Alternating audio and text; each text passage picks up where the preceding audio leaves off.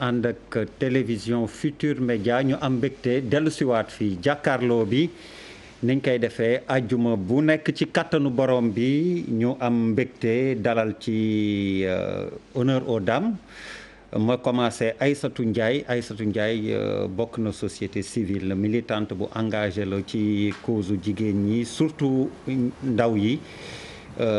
Def na it sociologie jaar na université Cheikh Anta Diop bu Dakar donc teewaay ci waxtaan wi ñu dëgmal teewaayam am na ci solo lool ndax ci ay bés bi dañoo gis ay ñaawteef yoo xam ni laaj day taxaw ndax bakkan moo amatul valeur ba mu amoon ay jamono wala société bi rawatina famille yi ñoom ñoo feebar ci yar ba nga xam ni léegi lu waay neex def naka sudul noonu si bëri waaye it dinañ convoquer santé mentale souvent ñiy def ndax du lépp rek teyeef lay doon te defe naa ku woppit dañ la war a faj waruñu xaar ba mu ëpp loxo donc ni ma ko doon waxee Aïssatou Ndiaye mu am solo lool nga teew ci waxtaan wi ñu am ci mbégte ànd ak yow bismillah. Voilà, merci beaucoup Abdoulaye ci invitation bi maa ngi lay nuyu di nuyu képp ku teew ci plateau bi ak képp kuy seetaan émission jàkkaarloo. Déjà par rapport ak thématique bi noonu na sujet boo xam ni dafa doon lu sensible par rapport ak réalité société sénégalaise. Parce que tout simplement boo xoolee li régir suñu société li ñuy faral di wax sutura. bokk na ci dama bëggoon nuyoog ñeneen ñi Aïssatou soo ma ko mayee rek. xam naa ne li ci war a wax bëri na lool moo tax nga enchaîner. mais soo moytuwul Bouba Ndour lay njëkk a taakale naan la da nga bëgg a ñëw àkki moo affaire bi. alors Aïssatou donc dina am solo lool ñu dégg ci sa gis-gis. non mais Der pardon non pardon. mais jàkkaarloo kañ lañ fi commencé di nuyu ñëpp jëlaat kii bi dañ am na tàkk. Fatou Warkha. ok honneur aux dames dañu am ay gan et c'est pas la première fois bul ne jigéen ñee ñëw rek ma koy def Bouba waaw. quartier général wala. du damay baab mais du jigéen ñee ñëw rek ma koy def. Fatou Warkha Samb vidéaste yow it militante respect droit des femmes ñu ngi lay nuyu.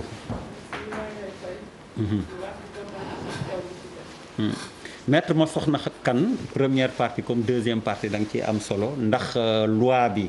xëy na la ñu dëgërulul wala bu ñu demee ci àttekat bi day oyofal loxoom ba tax def naka sudul moo noonu ci biir njaboot gi di continuer deuxième partie bi dinañ waxtaanee tamit jafe-jafe ji nga xam ni jamono ji moo ne coow ci seen mun naa ni njaboot gu yaatu magistrature justice te yow nga ci doyen am ci cër yàgg ci lool loo ci wax war nañ ko mën a dégg Maître Massokhna Kane ñu ngi lay nuyu. maa ngi leen di fay di leen sant ci invitation yi di nuyu seen téléspectateurs yi nekk Sénégal ak yi nekk bitim réew. parce que xam naa ni seen émission bi moom ñi koy seetaan ci àddina bi bare nañu.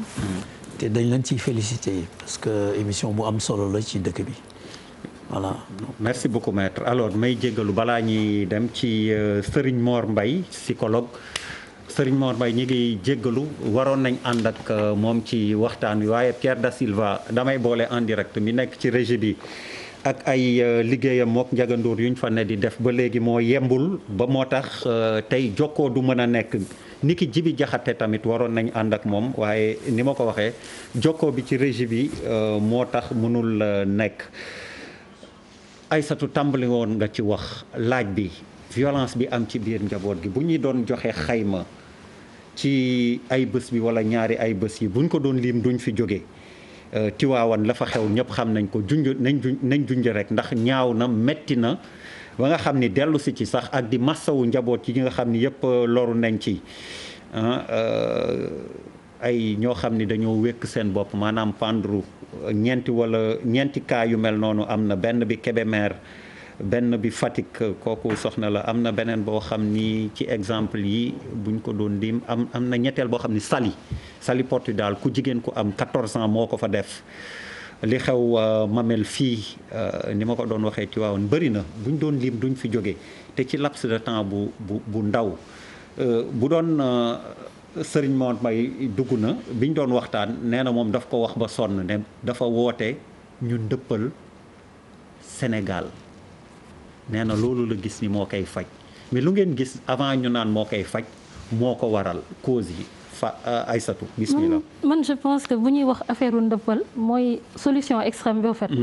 parce que je pense que tey bu ñu nee famille wax papa wax yaay wax doom wax ñu ko wër famille tey mooy cellule sociale de base bii tax nit ki mën a évoluer am ay comportement am valeur am principe. am yërmande ci nit mën a dimbali nit doxal solidarité li tax ñuy wax les véritables comportements d'un être humain. su nekkee dans une société. et je pense que tey jii peut-être je vais pas dire qu'on a failli à notre mission mais war nañu revenir aat bu baax ci cadre éducation bi. parce que comme li ma wax rek famille c'est la cellule sociale de base. donc lépp buy defaru nit fa lay defaroo. buy jël beneen yoon fa lay jëlee beneen yoon.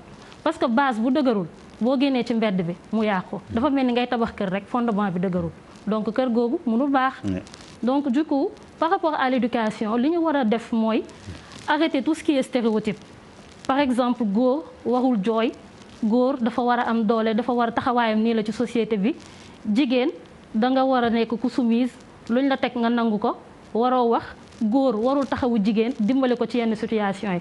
par exemple tey bu ñu xoolee distribution des tâches ménagères tey dañu yaakaar ni lépp lu ñu wax ci wàllum kër ba ci yar xale jigéen moo ko war a def et ku góor ki dans tout ça parce que c'est pas parce que un homme yaa ngi bale yaa ngi xas yaa ngi fobeere que ne ko doo góor wala war nañ la yab day wàññi sa cër wala day wàññi sa cër wala kilifa bi nga war a doon waratoo ko nekk alors que c'est deux choses différentes dimbali nit soutenir ko assister ko n'a rien à voir ak tey li nga xamante ni moom mooy sa rôle nga war ko jouer au sein de la famille parce que si on n'arrive pas à faire la part des choses beaucoup de choses n'arriveront pas à se régler dans ce monde te tey loolu mooy répercuté wu partout dans notre vie par exemple tey da nga koy xool dans les bureaux da ngay nekk jigéen nga nekk sa bureau bi góor sax bu bëggee café au lieu que mu jug dem defal ko boppam xam na fu mu nekk il faut forcément mu dem ne ko jigéen ki defal ma fu mu ko teg rien ne dit que forcément que vous êtes dans le milieu professionnel qu'elle doit faire ça pour toi soit da koy neex mu def ko neexu ko du ko def parce que cadre liggéey ak cadre kër ga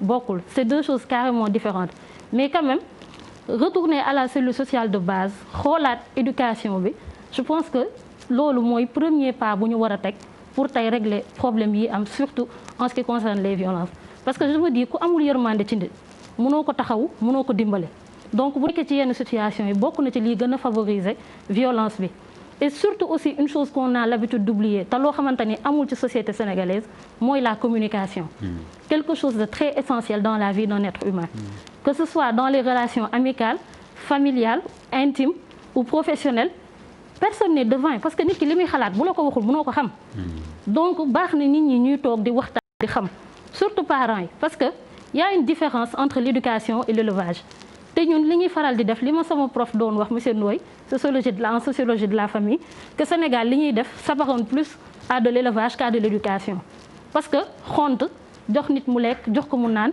utal ko yére yu mu sol utal ko kër bu mu dëkk ak lal bu muy tëdd yomb na mais ça ne fait pas quelqu'un d'un être humain nit yomb na mais nite moo jafe parce que tout simplement loolu dañ koy def ci mala yi différence bi am entre ñun ak mala yi c'est parce que on est doté d'une intelligence on est capable de réfléchir et de faire la part des choses xam lu baax ak lu bon ndax mën nañoo ràññee donc loolu li koy favoriser c'est que tey parents yi qu'ils s'investissent beaucoup plus dans l'éducation de leurs enfants bañ tout simplement di jël comme prétexte cherté de la vie l'effet de la mondialisation tey maa ngi xëy di daw ndox di daw courant di daw location di daw dund xale yi bu ñu feebaree ma war leen yóbbu hôpital c'est 7 jours dans la semaine li ci parents yi di gisante ak seen doom yi sax nombre d'heures yi ñi passé ak ñoom da nga koy compter et y a aussi l'effet de la technologie tey mënoo dugg ci benn kër toog nit ñi di waxtaan gisoo ku nekk kii mu ngi sëgg ci ordinateur am kii ci téléphone am kii mu ngi ci télé bi quand est-ce que les gens vont discuter tey ubbeeku ouverture d'esprit kañ lay am nit ñi kañ la ñuy comprendre di xam lu bari les gens n'ont plus le temps de lire nit ñi dañu yàkkamte patience amatul même da nga koy seetlu ci tali bi nit ñi mënuñu sax muñalante sama moroom du ma njëkk a jàll mais gënuma yàkkamte ñëpp on est dans un pays où nos moyens ne nous permettent pas de faire certaines choses on est un pays sous-développé mais muñalante bu amul tey lu bari je pense que du mën a dem te jàpp naa ni tey bu ñu bëggee dem ci lu bari le Rwanda devrait nous servir d'exemple parce qu'un pays qui a vécu un génocide entre 93 ak léegi amagu fi 30 ans te terewul c'est un pays qui a appris à pardonner parce que tey bu ñu muñu loolu tere woon seen biir di jéggal kon amaana ni lu bari du am parce que su tey loolu la le fait que ñu teg pas boobu moo tax ñuy wóolu ki nga xam ne mooy Paul Kagame teg ko fa. ils ont accepté d'être ensemble de travailler pour le bien-être de leur pays et pour le bien-être de leurs enfants. merci beaucoup. merci Aïssatou. yaa ngi yëngal bopp depuis sànq dafa mel li mu wax yëpp moom dina ma jaaxal nga bañ ci d'accord Fatou Warkha ñu ngi lay nuyu. bi ma fi teew et li Aïssatou wax effectivement maa ngi yëngal bopp parce que dama ci d'accord ci lu bëri et man tamit damay gën a insister rek ci par rapport ak nu ñu ñuy doon yaree suñu éducation parce que souvent su may xool li xew lépp ci jamono ji actuellement fii ci Sénégal damay ni est-ce que sutura bi peut-être ak kersa bi est-ce que ce n'est pas un tout petit peu ce qui nous rattrape je m'explique sutura parce que da ngay nekk ci kër gi di dund lu métti ak sa jëkkër wala sa jëkkër terroriser toute la famille doo wax parce que da nga ko war a sàng sutura kersa gi parce que am na yu bëri yoo xam te ne ni doo ko nettali c'est-à-dire c'est des valeurs certes d'une part mais d'autre part dafay nëbb benn hypocrisie si je peux le dire ainsi dafay nëbb benn souffrance dafay nëbb benn métit boo xam ni mooy jékki-jékki rek exploser li xew mën nañ def coloration ak Covid bi parce que ñun ñëpp ñu dañoo stressé en fait am nañ stress am nañ ay difficulté am nañ ay jafe-jafe te souvent amuñu fu ñu ko waxee yu bëri mënuñu koo wax parce que il faut ñu def ci kersa yu bëri mënuñu ko wax parce que il faut ñu sàng ci sutura donc léegi bu demee ba exploser moo tax ngay gis ni koo xam ne am na méthode boo xam ne mooy communication bi Aïssatou doon wax communication bi amatul méthode boo xam ne amoo koo ko wax koo koy wax mu ngi sëgg ci portable wala mu ngi am yeneen difficulté yu gën a métti yooyu su ko defee lan mooy solution extrême rek lay utiliser lan lay def leneen lu dul dem peut-être def loo xam ne nii ay ñaaf te yooyu bu amee souvent da ngay gis ñun ba tey suñu perception des choses justification yi ñu njëkk a joxe day mel ni luy légitimiser wala luy nëppal li nga xam ne nii mooy fait bi am. lu koy daganal à la limite sans pour autant le dire. parce qu'aujourd'hui dañuy bañ ñu bëri ci suuf ci kaw mais ci suuf moom la ñuy def. yenn saa yi nga gis ku dóor jawwam par exemple ba rey ko ñu ni est-ce que wéroon na ou pas est-ce que amoon na sañ-sañu dóor.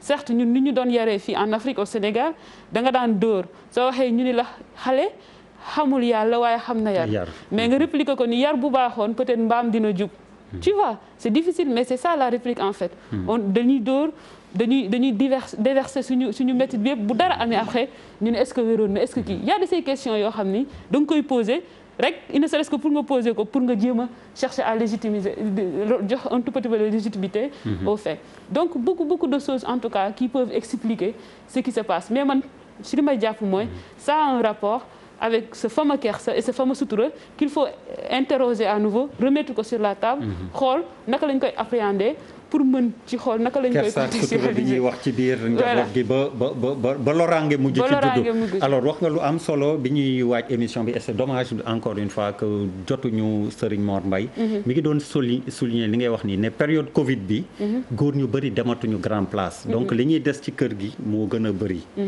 moo tax mu ne recrudescence su tension ak violence boobu ñu noté nañ ko ci période Covid bi parce que góor ñi liñ daan génn wala yu demee noonu gën na wàññeeku et de ce fait le fait que ñu nekk ci kër gi ça crée des tensions yoo xam ni ma ni décidément ñun daal comme mbalit donc nañu xëy rek dem uti ji ba guddi ñu dellu siwaat alors maître Massokhna Kane balaa may dem ci chroniqueurs yi pour premier tour de table bi ci problématique bi ñu teg lu ci sa gis-gis.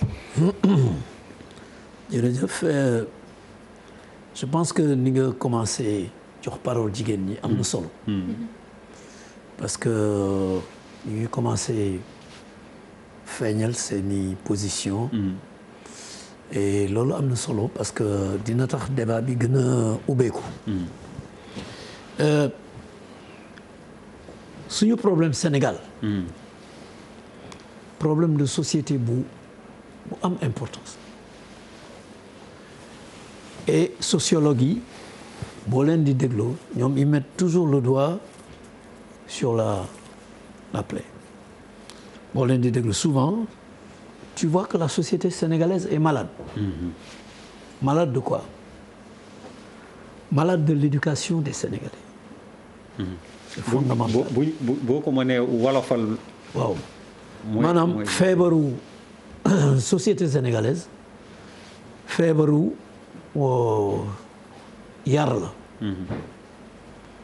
parce que ñi nga xam ne ñoo war a yar bu fekkee yaruwuñu. duñu yar kenn. violence yi ñuy gis léegi amuloon bu njëkk. parce que du ci papa yi du ci frère ou sœur du ci jëkkër façon yi amuloon façon yi léegi la am façon yi li mu am c'est parce que nit ñi dañu changé.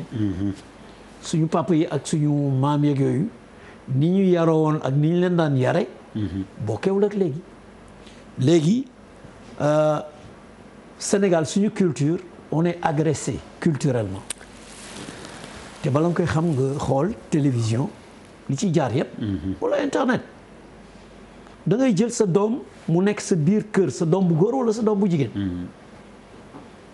8h 9h bu reeree mi ngi si néegam pour yow mi ngi nelaw mais fekk mi ngi yore tablette am wala kii nekk internet jusqu'à 1h du matin kii di échanger di dugg ci ay affaires yu garaaw yoo xam ni. parents yi bu ñu ko yëgee dañ naan c'est pas possible. Ouais. De sorte que bu dee xale bu jigéen bu ko dara dalee si mbedd mi te fekk ci loolu la jógee.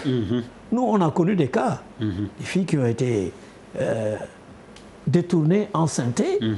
Parce qu'ils ont connu des gens sur le net, oui, avec des surnoms, des choses extraordinaires, graves.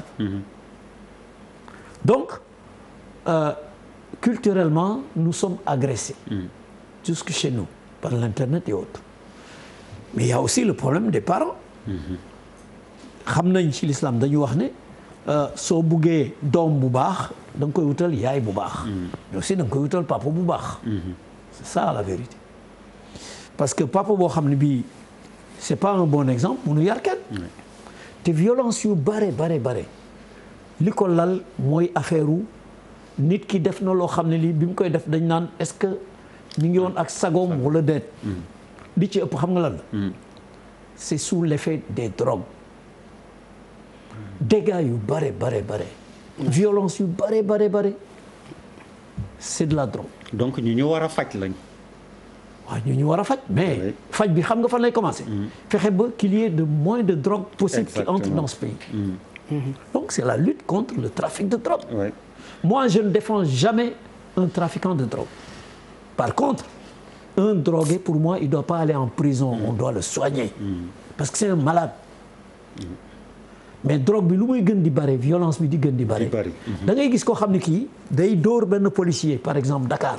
en plein jour. ñu jàpp ko mënati ko indi ko. buñ ko indee tribunal le gars il est dans les vapes. bu génnee dans son état là buñ ko expliquer li mu def day jooy waat ci yàlla waat ci Serigne Touba ni moom deful loolu. te fekk daf ko def flagramment ñu jàpp ko. agression yu bari ngay gis. vol à la tire et tout ça là yu si bare. ki koy def c'est pas du courage. waaw mais il est sous le coup. de la drogue moment bi mu koy def du lucide du ànd ak sa. voilà alors donc les problématiques qu'il faut poser c'est à ce niveau-là. nit ñi lu ñuy def àndatuñu ak seen sago bu ñu koy def souvent. on voit des gens devenir extrêmement violents. alors qu'ils l'étaient pas. nit ñi bu ñu leen di wax bu ñuy témoigner si ñoom dañ naan. ñi kii daal ku calme la ku jàmbure la ainsi de suite. mu def un acte boo xam ne bi day jaaxal ñëpp. comprendre soit contre lui-même. soit contre lui-même soit contre son entourage. ba ci yaay ba ci papa. donc je crois qu'il faut examiner le problème sous cet angle-là. Charles Faye. waaw jërëjëf di ñu fi teew dig ma may rek ma masawu suma waa kon bi vraiment au Mamel à Ouakam on a été très frappé par cette histoire-là ça a beaucoup marqué population yi en tout cas lu ñu fa dund. et puis mu am aussi décès yoo xamante ne nii xale décédé des suites d'un accident et puis benn ami Alassane Ganou ak sonam di ko masaw vraiment sur le décès de son père Samba Ganou di ñaan yàlla rek mu xaaral leen ñoom ñëpp àdduna mais par rapport à cette question man je suis pas tellement d'accord. tey dañu toll ci jamono boo xamante ne est-ce que on a une surmédiatisation boo xamante ne moo ñu mun a may ñu xam lu fi nekk moo ñuy informer ou alors on est dans une situation totalement nouvelle ak ay crimes yu yokku je pense que loolu aussi war nañ ko xoolaat parce que man mooy xam Dakar ba léegi les formes de crime n'ont pas changé c'est toujours les mêmes crimes.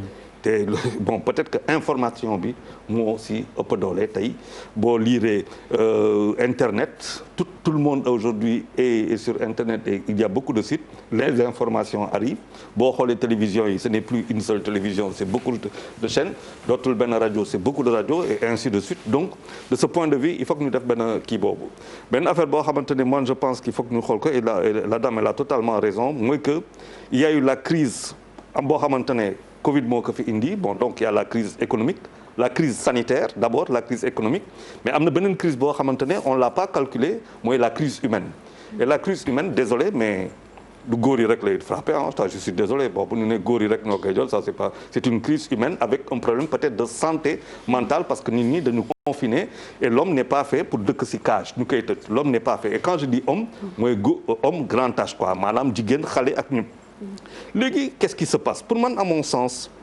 je vais peut-être aller au-delà de cette affaire parce que question fondamentale bu ñuy poser chaque fois dañuy wax sociologue mais c'est pas il n'appartient pas seulement aux sociologues ñu wax ci violence il y a les politologues yoo xamante ne ils sont là il y a les hommes politiques qui ont un projet social pour le pays il faut que ñu wax ci il y a les médecins il y a des parmi eux il y a des psychanalystes ak yu demee noonu il y a des psychiatres il y a des historiens pour que ñu mën a situer parce que bu ñu toogee tooy di wax amuñu mémoire pour camper la violence d'hier, aujourd'hui et demain. Nous mën a wax la violence de demain, il faut anticiper. Et nous, on a l'habitude de trop parler de ce qui ne va pas et ne doon def dara pour que affaire yi change. Et c'est là que se pose le vrai problème. Est-ce que il y a une transformation culturelle boo xamante ne mooy tax Sénégalais bi violent wala dafa am benn nature boo xamante ne dafa changer et qui rend le Sénégalais violent. Mais bu ñu xoolee la progression et chaque fois dama koy wax. fu ñu dëkkoon on a une société horizontale tey ñu ngi dëkk de plus en plus en hauteur avec des espaces de plus en plus réduits mais dootul papa maman ak ay doom c'est 15 20 ku si nekk si boo xamante ne kër boo xam ne xëy na amuloo sax 100 mètres carrés entre 80 et 100 mètres carrés et les espaces gën a maanaam day réduire yu ba nga xamante ne nit ñi si biir kër yi. promiscuité boobu lu muy indi gannaaw promiscuité boobu le rêve parce que aussi. gis nga il est bon que ñuy on vit c'est-à-dire on est un projet social nit ku ne am na rêve tey boo woowee benn Sénégalais nga laaj ko c'est quoi ton rêve lan mooy qu'est-ce que tu veux lan sa biir quoi sa biir xol sa biir xel lan moo fa ne mais chaque Sénégalais a un rêve oui moi je suis pas tellement d'accord la communication au contraire ñun dañu am ay affaires yu bëri c'est vrai qu'aujourd'hui nag peut-être que dans les modes les vecteurs de conduite de communication ñun amoon léeboon ak yu demee noonu moo fi amatul parce que tout simplement ñi nii leen di jox te ñoom tam loolu lan soxla xëy na mais je pense que de ce point de vue il y a benn réflexion boo xamante ne war nañ ko mën a lancer et kooku du ay sociologue bu ñu foog ne ay sociologue rek la on fait une erreur stratégique il faut que politologue yi wax ci historiens yi ñëw médecins yi ñëw psychologues yi ñëw ñoom ñëpp ñu daje ñu toog ñu xool mais je ne pense pas fondamentalement que ñu am benn progression de violence bu ñu xoolee par exemple entre 2017 2018 il y a eu 176 crimes de sang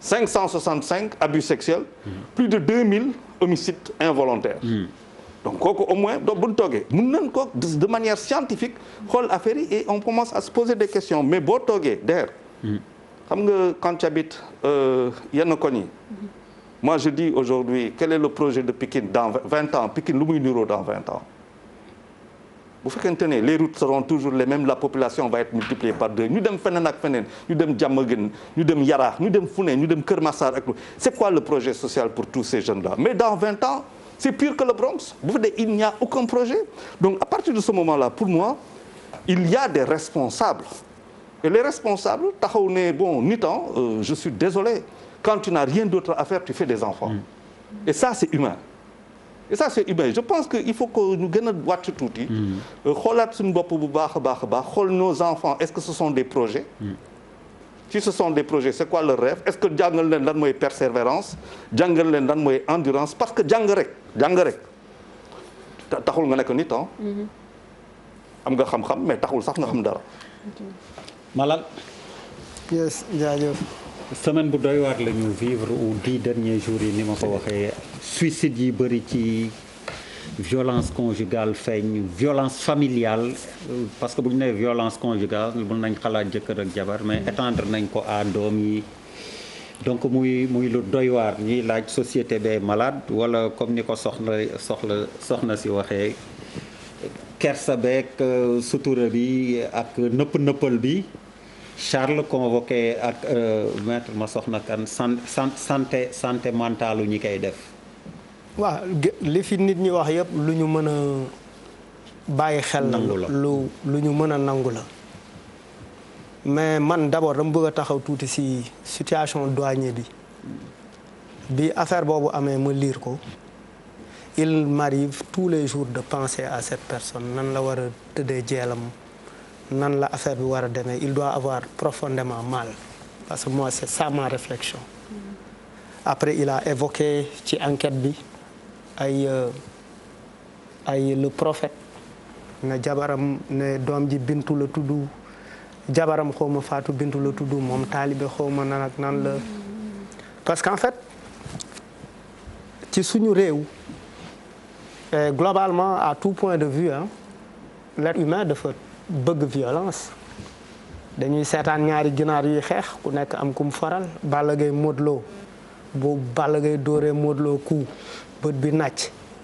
ñu yóbbu ko ardo Balla Gaye ne maa ko yóbbu naa la ardo 2 fois les supporters sont très contents on est spectateur de la violence et on prend de la joie en regardant la violence. On prend même du plaisir. On prend du plaisir c'est-à-dire même affiche am na benn affiche bu mu mus a gis làmb ñu naan un combat à feu et à sang après combat wu xawma Gris Bordeaux ak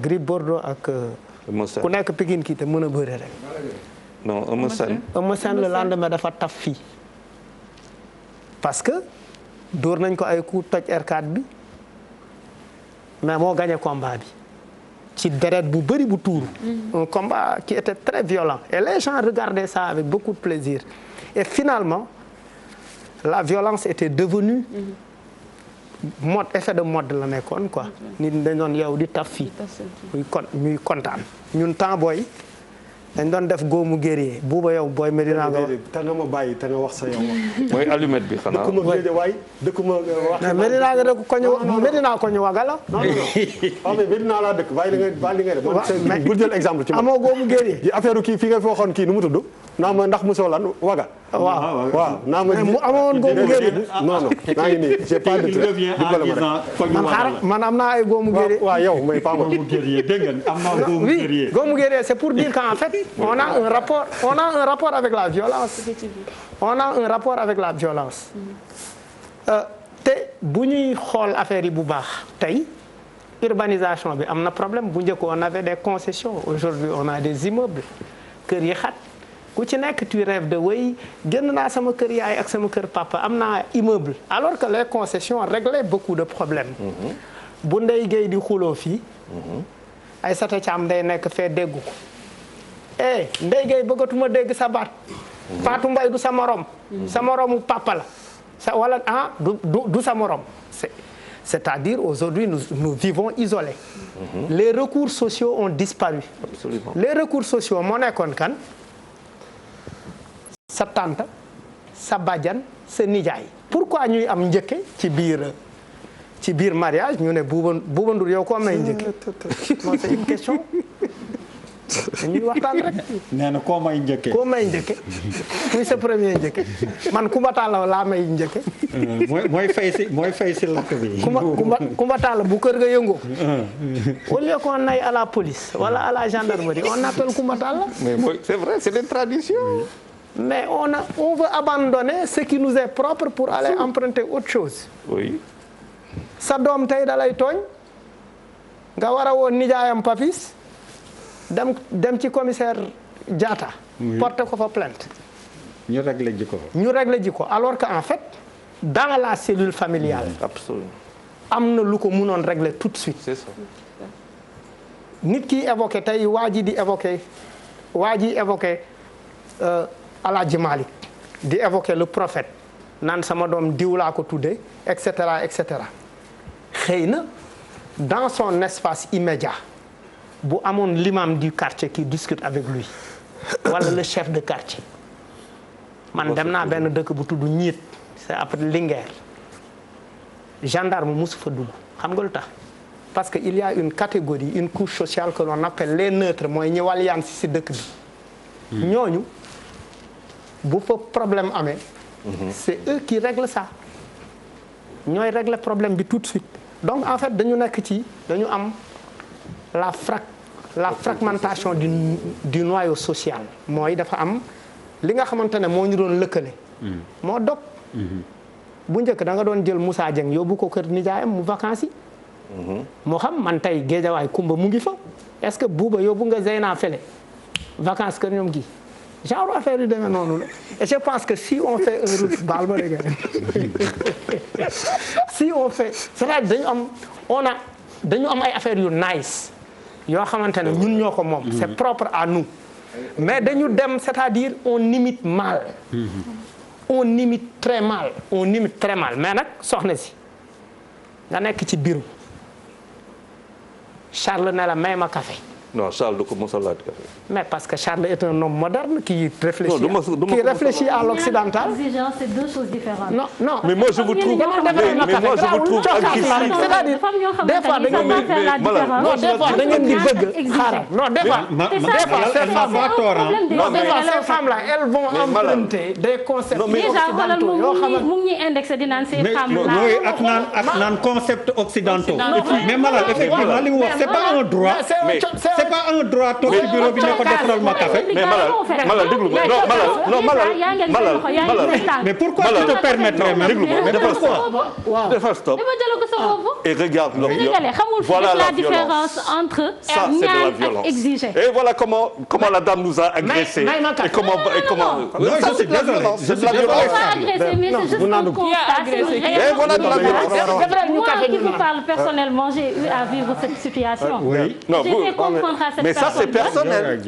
Ça ce n'est pas une généralité. Non, je ne dis pas que c'est une généralité parce que je pense que vous ne m'avez pas écouté au fait. Parce que gis nga déglu ak dégg dafa am. Parce que li ma wax dafa leer nee naa leen li ñenn ñi def c'est pas parce que c'est une seule ou deux personnes qui le fait c'est forcément tout le monde. Tey jii bu ñu waxee violence bu amee ñaar nit a koy def dañu xamante dëgg. Violence am na ci góor ñi am na ci jigéen ñi. Exactement. Tey je dis pas que les hommes sont responsables je suis pas ce genre de personne qui va venir dire je vais jeter la pierre à autrui bàyyi sam bopp. parce que tey nit ku nekk war nga def sa introspection. ndax lépp lu am lu mënti doon lu ne tey ci àdduna bi ku ci nekk am nga ci part de responsabilité. tey ñu ngi wax par rapport à l'accès aux médias. tey li ñuy def par rapport à la publicité mensongère et tout. tey médias yi ñoom li leen intéressé mooy dañuy jaay ñoom li ñuy am seen contenu la ñuy jaay. tey les publicités yi ñuy def wala termes yi ñuy utiliser. c'est pour tey jii mën a attirer seen audience seen cible pour ñu mën leen am. dañuy jaay mais sans pour autant ñu tenir en compte les répercussions sur l'évolution de la société. Exactement dafa important c'est une réalité. C'est une forme de violence.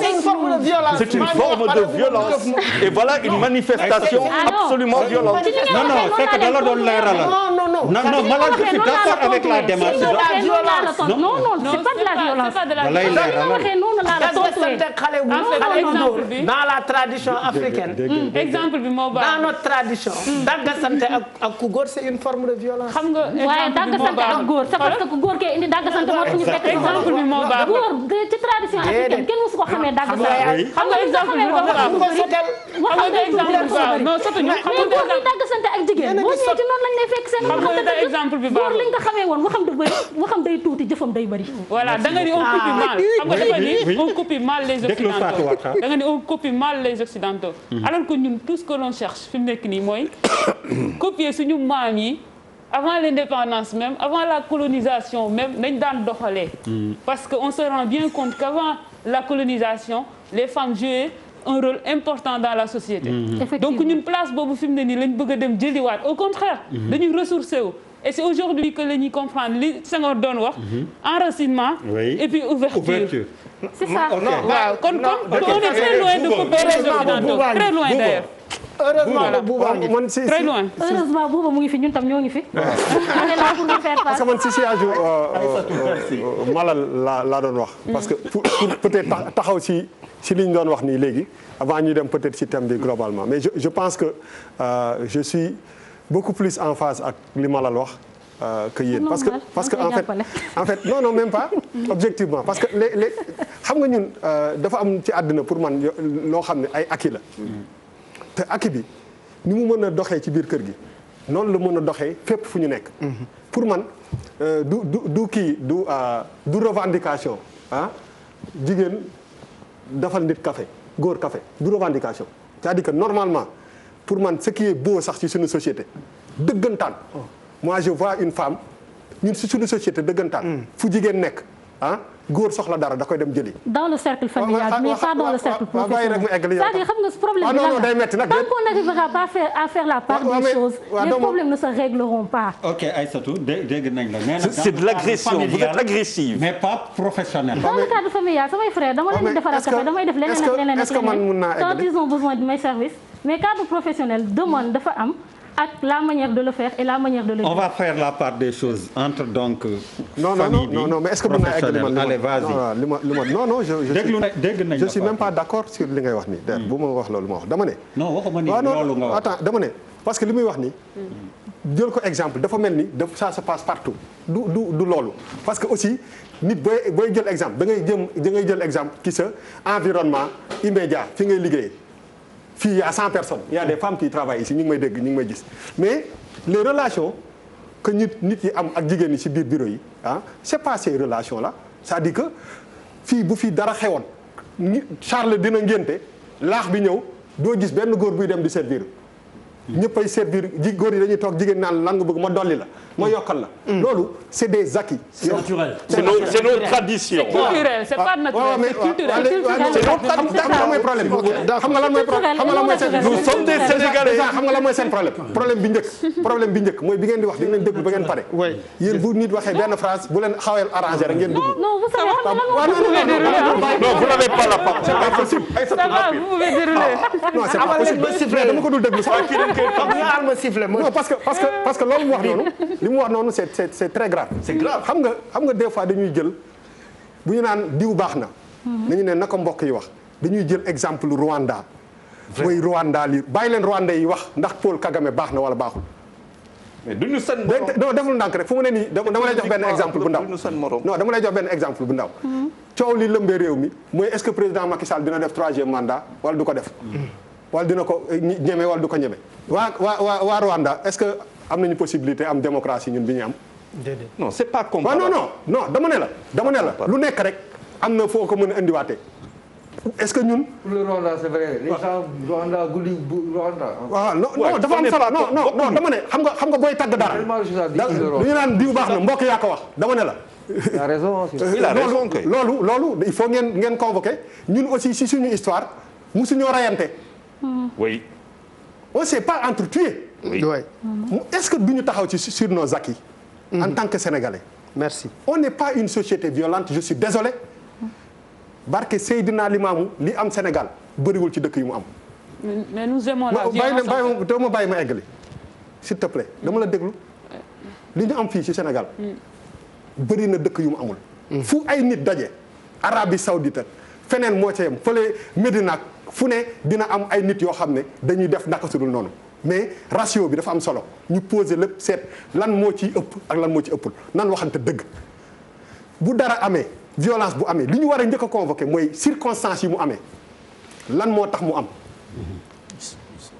loolu dafa am solo pourquoi benn nit rey doomam ban état d'esprit la nekkoon est-ce que am na nag sago mais loolu ñun dañ ko mën a maîtriser c'est pas des plateaux télé wala ay psychologue ñoo ko mën a def c'est humain dafay am ñu wér ak ñu wérul am ñoo xam dañuy am dépression bu gaaw mën na lu nekk nit dina yeewu guddi 3 heures du matin dugg def benn crime ñëw tëdd bu ko yeewu suba du ko fàttaliku am na ñu feebar yooyu donc ñun pourquoi duñu convoquer la science yàlla ak la science ak lu naturel dañuy jël kenn du cautionner violence mais dañuy jël yoo xam ne dafay am ci société yi naturellement mais ñu jël ko def ko loo xam ne dafay porter préjudice man je veux que société yëpp ñun suñu société bi il faut ñu comprendre benn affaire am nañu ay acquis te jusqu'à preuve du contraire quand même yu si gën a bëri mi ngi fi parce que suñu boo leen convoqué suñu maam yi ne moom ngeen bëggoon roy xam nga lan moo ndax violence conjugale bi peut-être mu wàññeeku woon foofu nangu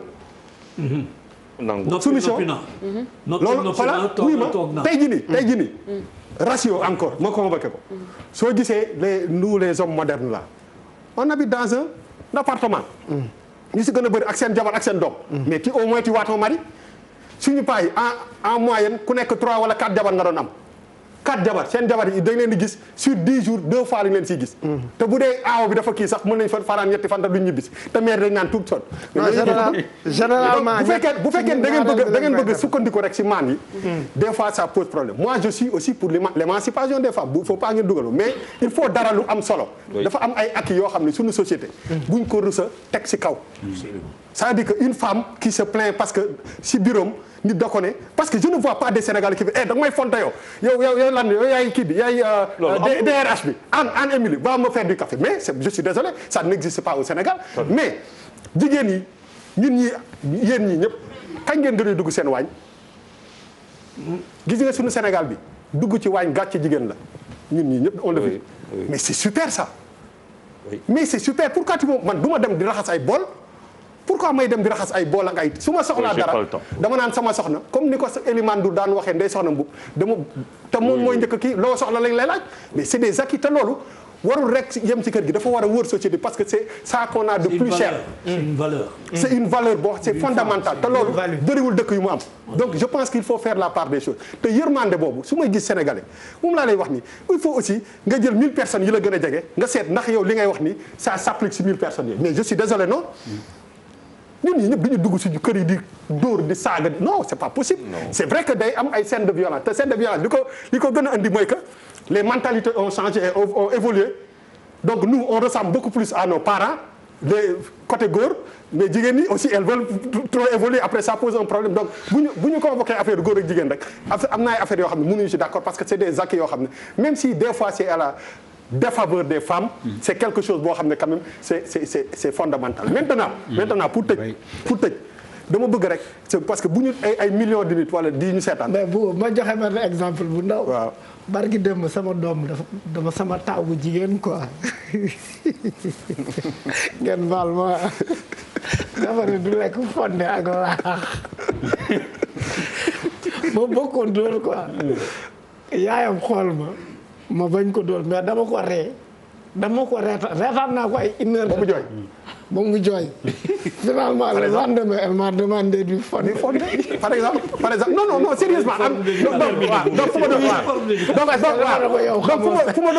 donc fu ma doon tëjee mooy que une fois de plus nañu sukkandiku si suñu ak yi gën ko améliorer mais aussi waaw góor dafa baax xam nga suñu société bi quand même quoi qu'on puisse dire wax fa dëgg yàlla am nañu ay ak yoo xam ne boo génnoon Dakar gii rek dem ci yeneen dëkk yi nga xam ne ñooñu gën a jege da nga naan lii télé yi ñuy kaas ni boo génnoon dëkk yi rek teg seen télé yi ñu si gën a bëri da nga naan lii sañ ñu ko teg Sénégal qu'on se dise la vérité dans tous les domaines c'est vrai que nag ay dérives dina am mais ñun dañu bëgg a jël benn cas bu nekk ni ñu généraliser ko alarmer nit ñi kii dëkk bi mel ni Sénégal nit dañuy yor ay paaka di rayante mais je suis désolé c'est pas vrai on est un pays Magal Touba bi inchallah di waaj ñëw bu fa ay millions de nit demoon da ngay dégg benn gars bu am chanvre indien bu ñu jàpp wala un petit voleur de tout ça mais des millions vont quelque part et reviennent sains et saufs ça mu am ay crimes donc loolu c'est amul yeneen dëkk yi on se dise la vérité donc il faut qu'on arrête quand même d'amplifier dara loo xam ne peut-être que effectivement il y a des choses qui arrivent mais c'est pas quand même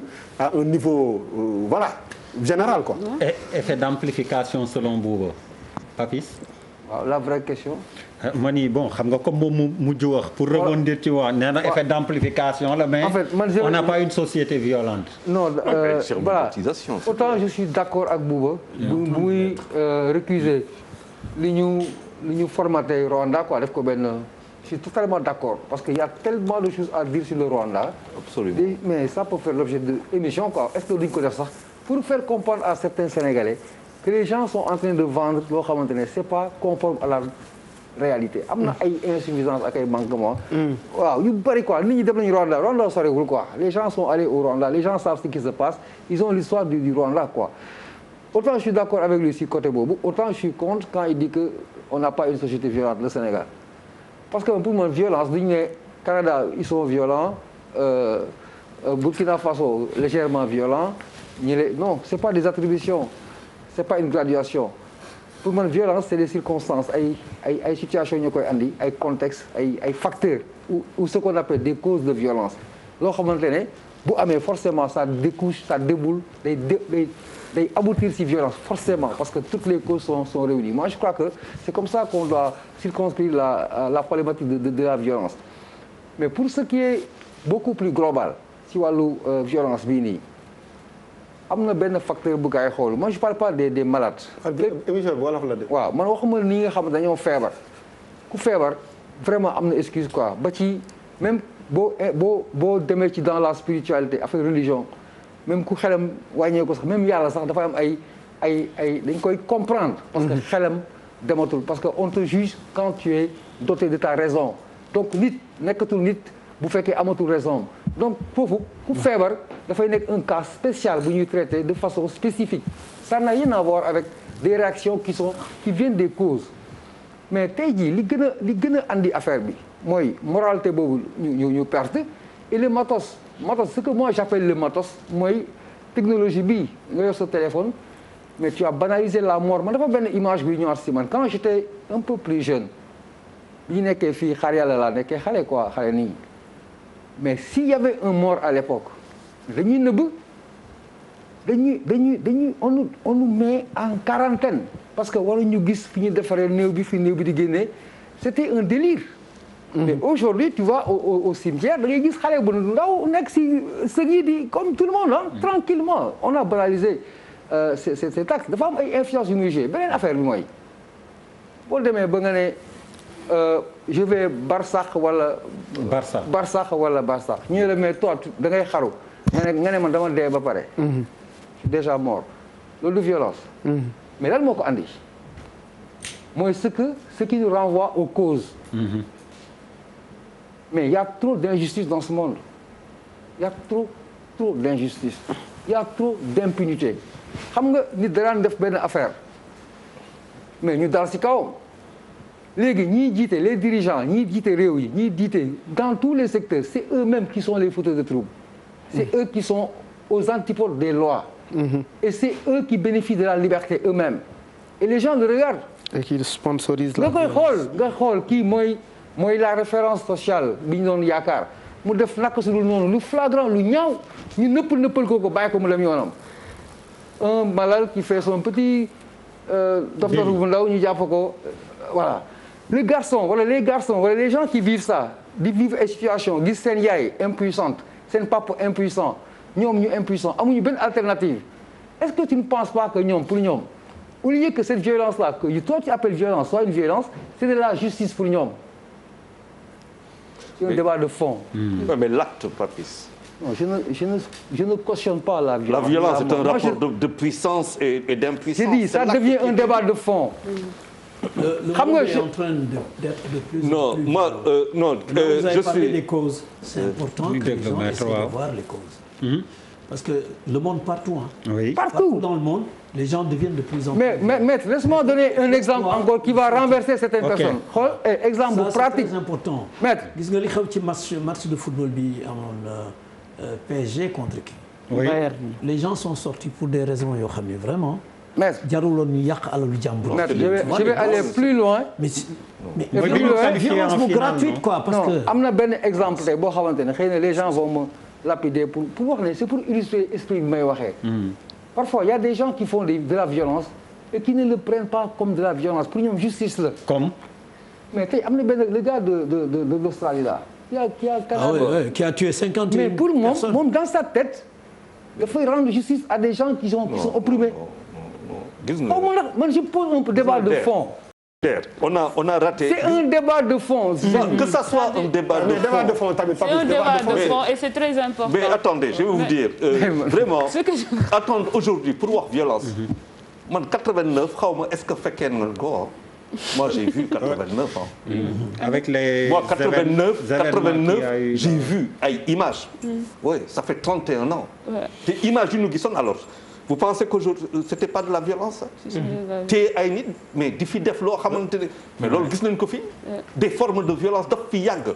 C'est là, à mon sens, c'est vrai que il faut que ñu psychanalyser, il faut que criminologue yi ñoom mën nañu wax ci façon crime yi dans l'acte ñoom mën nañ ci wax ku ci nekk wax ci mais je suis entièrement d'accord avec Bouba que la société sénégalaise n'est pas plus violente qu'hier ku fekkee 89. boo fekkee c'est-à-dire dafa am loo xamante ne c'est comme le contenant le contenu le sénégalais qu'on produit le sénégalais qu'on construit ban sénégalais la. boo defee 89 mu dund 89 pour que les Sénégalais soient violents 30 ans après et de la même manière c'est qu'il y a un échec politique et social. loolu la ñuy wax ça on n'analyse pas ñun dañuy toog di perte suñuy temps ci ay manifestations. li may déranger tuuti mooy su fekkee ni dañuy wax ñun suñuy problème réew et puis ñuy jël exemple ci yeneen i réew y a un problème. man li d'après li grand Bouba wax genre nañu consolider suñuy acquis. Si dañuy arranger da leen di arranger peut-être parce que nous sommes dans une société patriarcale qui a toujours favorisé un tout petit peu les hommes au détriment des femmes. Ok nañu acquis parce que moom il ne se voit pas peut-être laver les bols genre parce que y a sa femme y a une femme qui peut le faire à la maison loolu tamit problème la parce que tey soo demee xëy liggéeyi ba wàcc. sa jabar dem xëy liggéeyi ba wàcc ñoom ku ci nekk sonn ku ci nekk am ay stress ku ci nekk am ay difficultés nga ne ko non Fatou yow yaa war a tàng teg reer bi ok c'est bon. si non mais da nga war a sóoraale aussi que ni Fatou. non dafa war a sóoraale aussi Fatou. dafa war a sóoraale Fatou difficulté yi mu jànkonteel moom.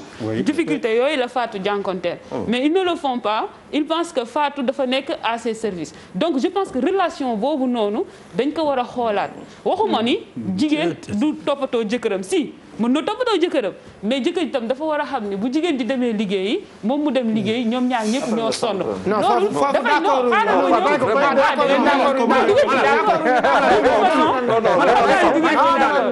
non mënoo leen ci d'accord évidemment parce que mënoo leen ci d'accord parce que c'est un privilège en disant ces mots je ne m'attendais pas à ce que vous soyez d'accord c'est possible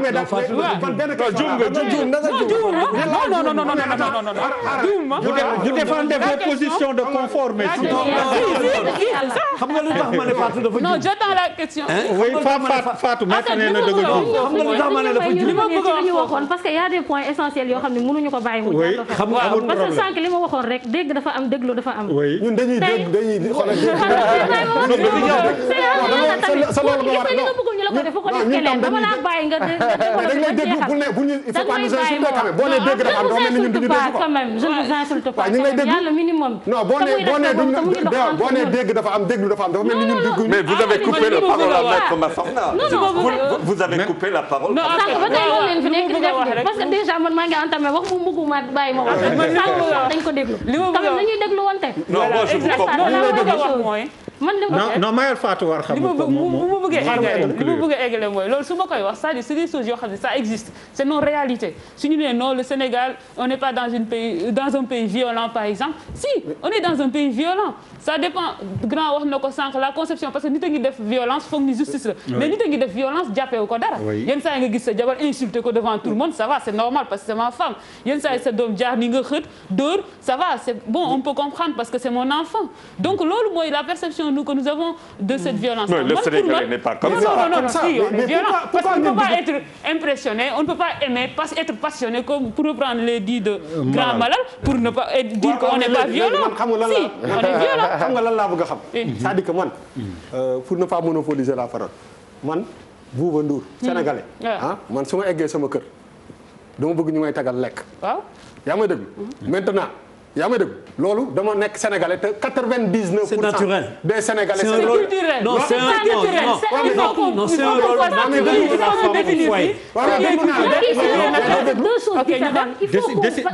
foog ngeen jubóo déjà jubóo ci culturel la wala naturel pour man c'est culturel c'est culturel parce que xam nga basiquement en termes de définition léegi ñu définir culturel et naturel ñu dem non dama bëgg ñu définir man bu ma la romboon léegi ci arakaar bi nga war a jóge fii jëm ci arakaar bi yor sac bu diis lu ma sew damay jël sac bi yenu parce que c'est culturel parce que je te laisse pas pour man c'est pas élégant que je laisse à une femme porter du lourd. Voilà. Ça c'est vous yow yaa koy xalaat léegi. non mais góor ñi globalement. non mooy li la Bouba di wax da ngay dugg ci tata pour reprendre votre exemple. léegi nga xam ne surtout ci période Covid bi place yu toog yi. place yu très bon rek parce que votre mi 40 la yow waa xaaral ma ñëw da ngay dugg ci tata toog tata bi arrêté ci benn gars benn place des. ku góor ki di ko ñàkkante ku jigéen ki comme pas possible. est-ce que mën naa témoin oculaire bëgguma wax ku jigéen ki dugg nag toog di la xool. non déedéet booba duñ la may def parce que Aïssatou tu auras la parole may ko mu tontu tu auras la parole. c'est-à-dire que c'est-à-dire que ma bantuwaat la. waaw question réponse. dama la koy bantuwaatal. pour nga dégg ñun culturellement fu ci li ñu xam. tous ces trucs là. on n'est pas obligé. par exemple xam nga lu ñu xam. xamuñu lan la ñu xam. dafa am contradiction bu rëy ci loo wax. mooy jigéen toog góor ñëw mu toog ci suuf bàyyi ko mu toog ci kaw. tubaab bi day ñëw ne la madame toogal attention. oui dama ne la. Sénégal ba ñu xam xaw ma yéen Sénégal bi ngeen indi moom mooy dafa ndàkk rek boo duggee ci fenn jigéen toog day jóg bàyyi kilifa gi mu toog ci suuf loolu c'est-à-dire que on ne demande pas tey ji à 2020 nit gis ko donc su boo duggee ci car rapide góor gi jógul. ce n'est pas extraordinaire pour le Sénégalais lambda mais jigéen dafa am ci société bi noo xam ne ñun noonu lañ ñu mooñee maintenant on ne parle pas de violence mais dugg sa kër ñu lay tagal ay kii wala ñu lay yónni café mu indi débat c'est parce que vous n'avez rien compris. si on a compris on a beaucoup compris. s'il vous plaît rek parce que dafa am leen loo xamante ni foog ñu xam il y a une différence entre l'acquis et le naturel par exemple tey soo waxee sexe wax genre sexe c'est la biologie c'est inné. mooy def différence entre góor ak jigéen ci appareil génital féminin ak appareil génital masculin nga ñëw ne ma acquis mooy par exemple pour le genre li nga xamante ni société bi noonu la lay mooñaale éducation ba ngay am valeurs yi ni nga war a toogee comportement attitude tey bu ñu waxee que tey fii Sénégal biir société sénégalaise que jigéen mooy def travaux ménagers mooy togg mooy gérer éducation xale yi tout ce qui va avec loolu c'est l'acquis c'est le culturel mooy les valeurs les principes régis par la société sénégalaise par exemple tey soo demee chez les Yoruba tey loolu c'est le contraire moo fa am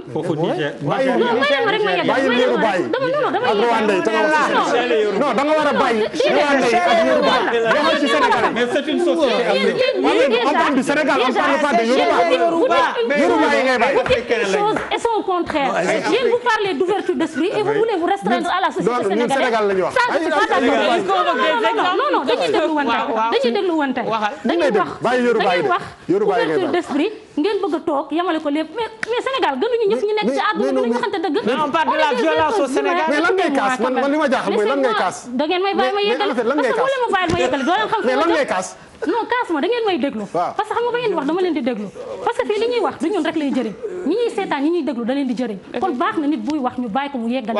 après sooy wax nga wax. li ma bëgg a wax mooy ni la boo demee chez les Yoruba tey jii tey c'est la femme qui est chef de famille avec ses servantes jël góor non dama bàyyi nga eggali damay yeggali dama la bëgg a wan ni la ak dafa différent en fonction d'une société bu nekk ak nga xamante ni moo nekk sa ak yi da nga gis société boo xamante ni les femmes sont chef de famille fii Sénégal góor la société boo xamante ni kii foo ko jëlee quand même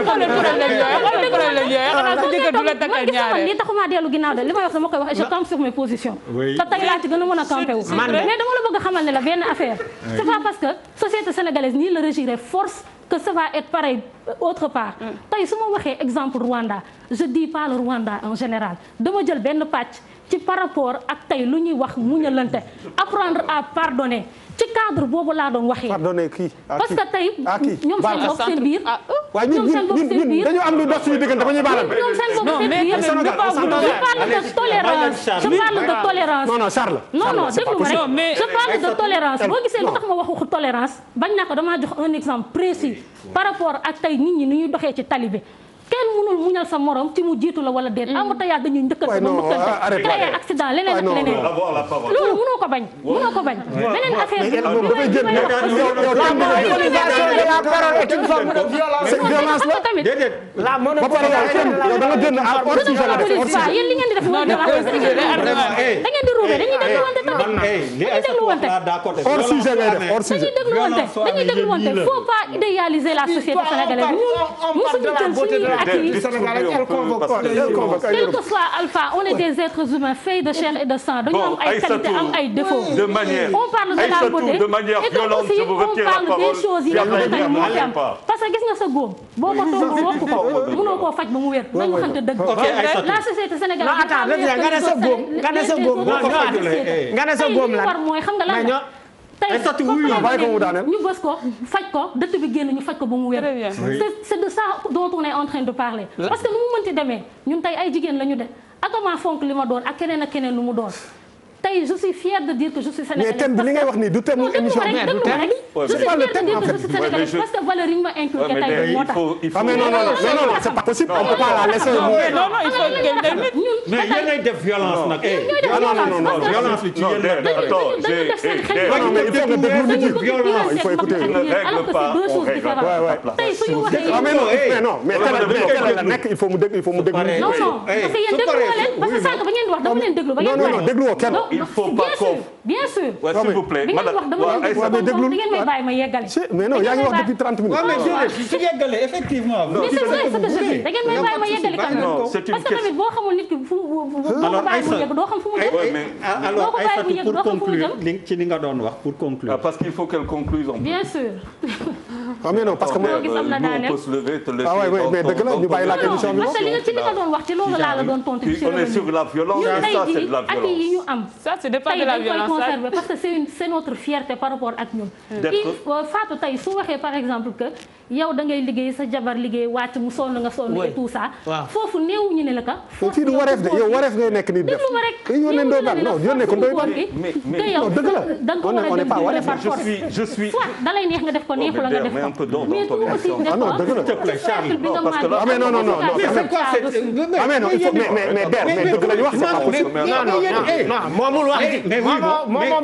mais à juste raison li ñuy wax nii yëpp. violence parce que vous êtes en train de confondre et c'est ça qui est inacceptable dans la vie d'un couple et on parlait de violence tout à l'heure. Voilà. On parlait de mais dans la vie d'un couple il y a violence. Je suis d'accord. Je suis d'accord que am na violence conjugale. Il n'y a pas que violence conjugale, am na violence familiale, am na violence entre amis, am na violence entre verbale et toutes les formes de violence am na. C'est pas ça le vrai problème. Problème bi wax ñu loolu dañuy nan jaar. C'est le véritable problème. La femme sénégalaise non, ça veut dire la femme sénégalaise am na ñetti discours. bu nekkee yaay am doom bu góor. Combien de femmes sénégalaises tas nañu seen sëyu doom bu góor dañ ko mën a compter Sénégal. mais fii la dëkk et c'est la même femme qui est épouse. lu muy wax doomam bu góor mais du loolu lay wax jëkkër ga. dëgg la. boo paree nekk sœur c'est quoi le problème. vous parlez des hommes kan mooy yar kan. qui éduque qui man sama yaay moom a yar ak l'école dafa am éducation. Madame kër ga familial ñu jox ma dem école jël instruction de lépp qu'est-ce qu'on a mis en moi ça c'est la question centrale c'est pas une question de rapport ay kii yónni góor mais dinaa la yónni nga defaral ma benn café mais bëggoo ko xanaa du ma ñëw dóor la parce que defoo ma café c'est-à-dire il faut qu'on remette les choses dans le véritable conflit. Pourquoi tey cette violence ñu ne moi je vous parle de 1989. Ce qui s'est passé en 89 en psychologie c'est un enjambement c'est-à-dire que nit ñëw fekk di gor ay nit en série mais xanaa loolu vous ne l'avez pas étudié. C'est facile de parler aujourd'hui sans pour autant convoquer l'histoire. Non, elle est née après. Non, même si elle est née après, mais elle peut l'étudier. Ça veut dire que le problème qu'il y a aujourd'hui fondamentalement, quand par exemple Aïssatou parle, c'est bien, je l'écoute et tout, mais elle est dans un aspect revendicatif. Oui. La revendication, c'est pas de ça qu'il s'agit. Non, elle est dans la vengeance. Non, je ne sais pas du tout. Non, parce que xam nga tey problème bi mooy.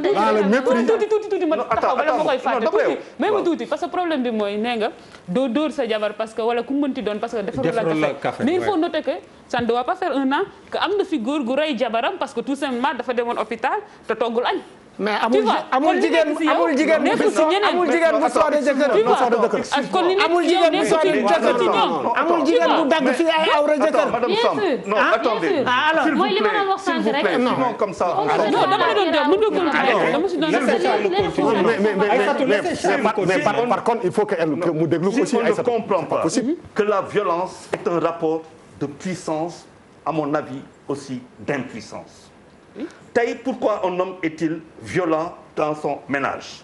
Mais il faut que ñu xool ko ça c'est de la psychologie mais c'est pas que de la psychologie mën-mënam kattanam loolu yëpp bu ñu ko xoolee la puissance financière la puissance parentale la puissance point final dafa am loo xamante ni et puis la puissance physique liée à sa virilité. non loolu laa la wax la puissance mais nee na la puissance ça englobe voilà d'accord ça veut dire que ñun on est très bon pour jël ay sujets di si wax dem ba géex mais médecins yi tey xam nga bu noonu doon toog bu ñu wax par exemple sénégalais nii la mel nii la mel nii la mel nii la mel médecins yi wax la nii sur tant de sénégalais que nous recevons voilà ce qui se passe parce que dafa am lu bëri loo xamante ne ñun xamuñu ko.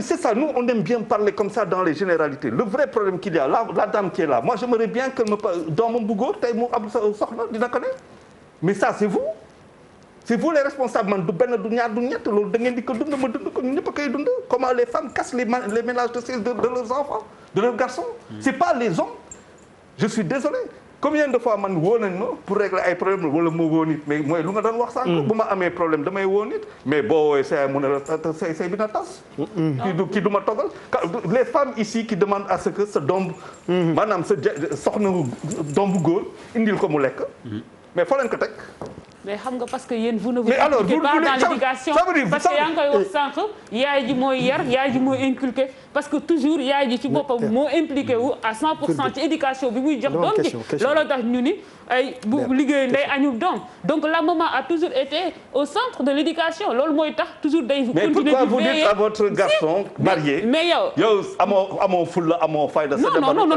ce n'est pas toujours comme ça. Ah oui? Ça c'est un exemple parmi tant d'autres cas. Non ça y en a non ce n'est pas toujours comme ça mais il faut noter que am na ay études yu wane ni góor bu impliqué wu davantage éducation de son question. Non parce que en fait honnêtement j'ai l'impression que fi ñu commencé ñu ngi dem ci beneen débat qui n'a rien à voir ak ni ñun mais il faut ngeen déglu aussi parce que bi ñuy ñëw fii bi DER di wax ci kii bi c'était pas rapport entre góor ak jigéen ñi sëy yeeg yooyu mais c'est pas ça xëcc ngeen ñu ci affaire boobu vraiment waaw mais bëri na plateforme yaa ko fa yóbbu non yow yaa wax waxu café non mais bëri na non wax waxu way boo wàccee parce que ak yi lañ bañoon perte mais ça moom les acquis d'une société patriarcale mais déjà dafa xaw a jaxasoo affaire bi bu ñu dégloon te dama ne ñun yéen a ngi yóbbu affaire foo xam ne wax fa dëgg yàlla du woon sujet bi. waaw donc du ñu dellu si waat si suñu sujet bi. entre parenthèse pour maître mën a wax keneen mën a wax parce que sinon c'est compliqué quoi on n'est pas dans wareef quoi Ndoye Bane sinon on l'appelle mu ñu rok ak wareef ak man ak kii ak Sabatra. non mais tamit mënuñu wax ci violence conjugale violence familiale te waxuñu relation. mais non yéen foofu rek ngeen ko tënk ak jabar mais yéen foofu rek ngeen ko tënk da ngeen def mel da ngeen am agenda boo leen ñëw fii.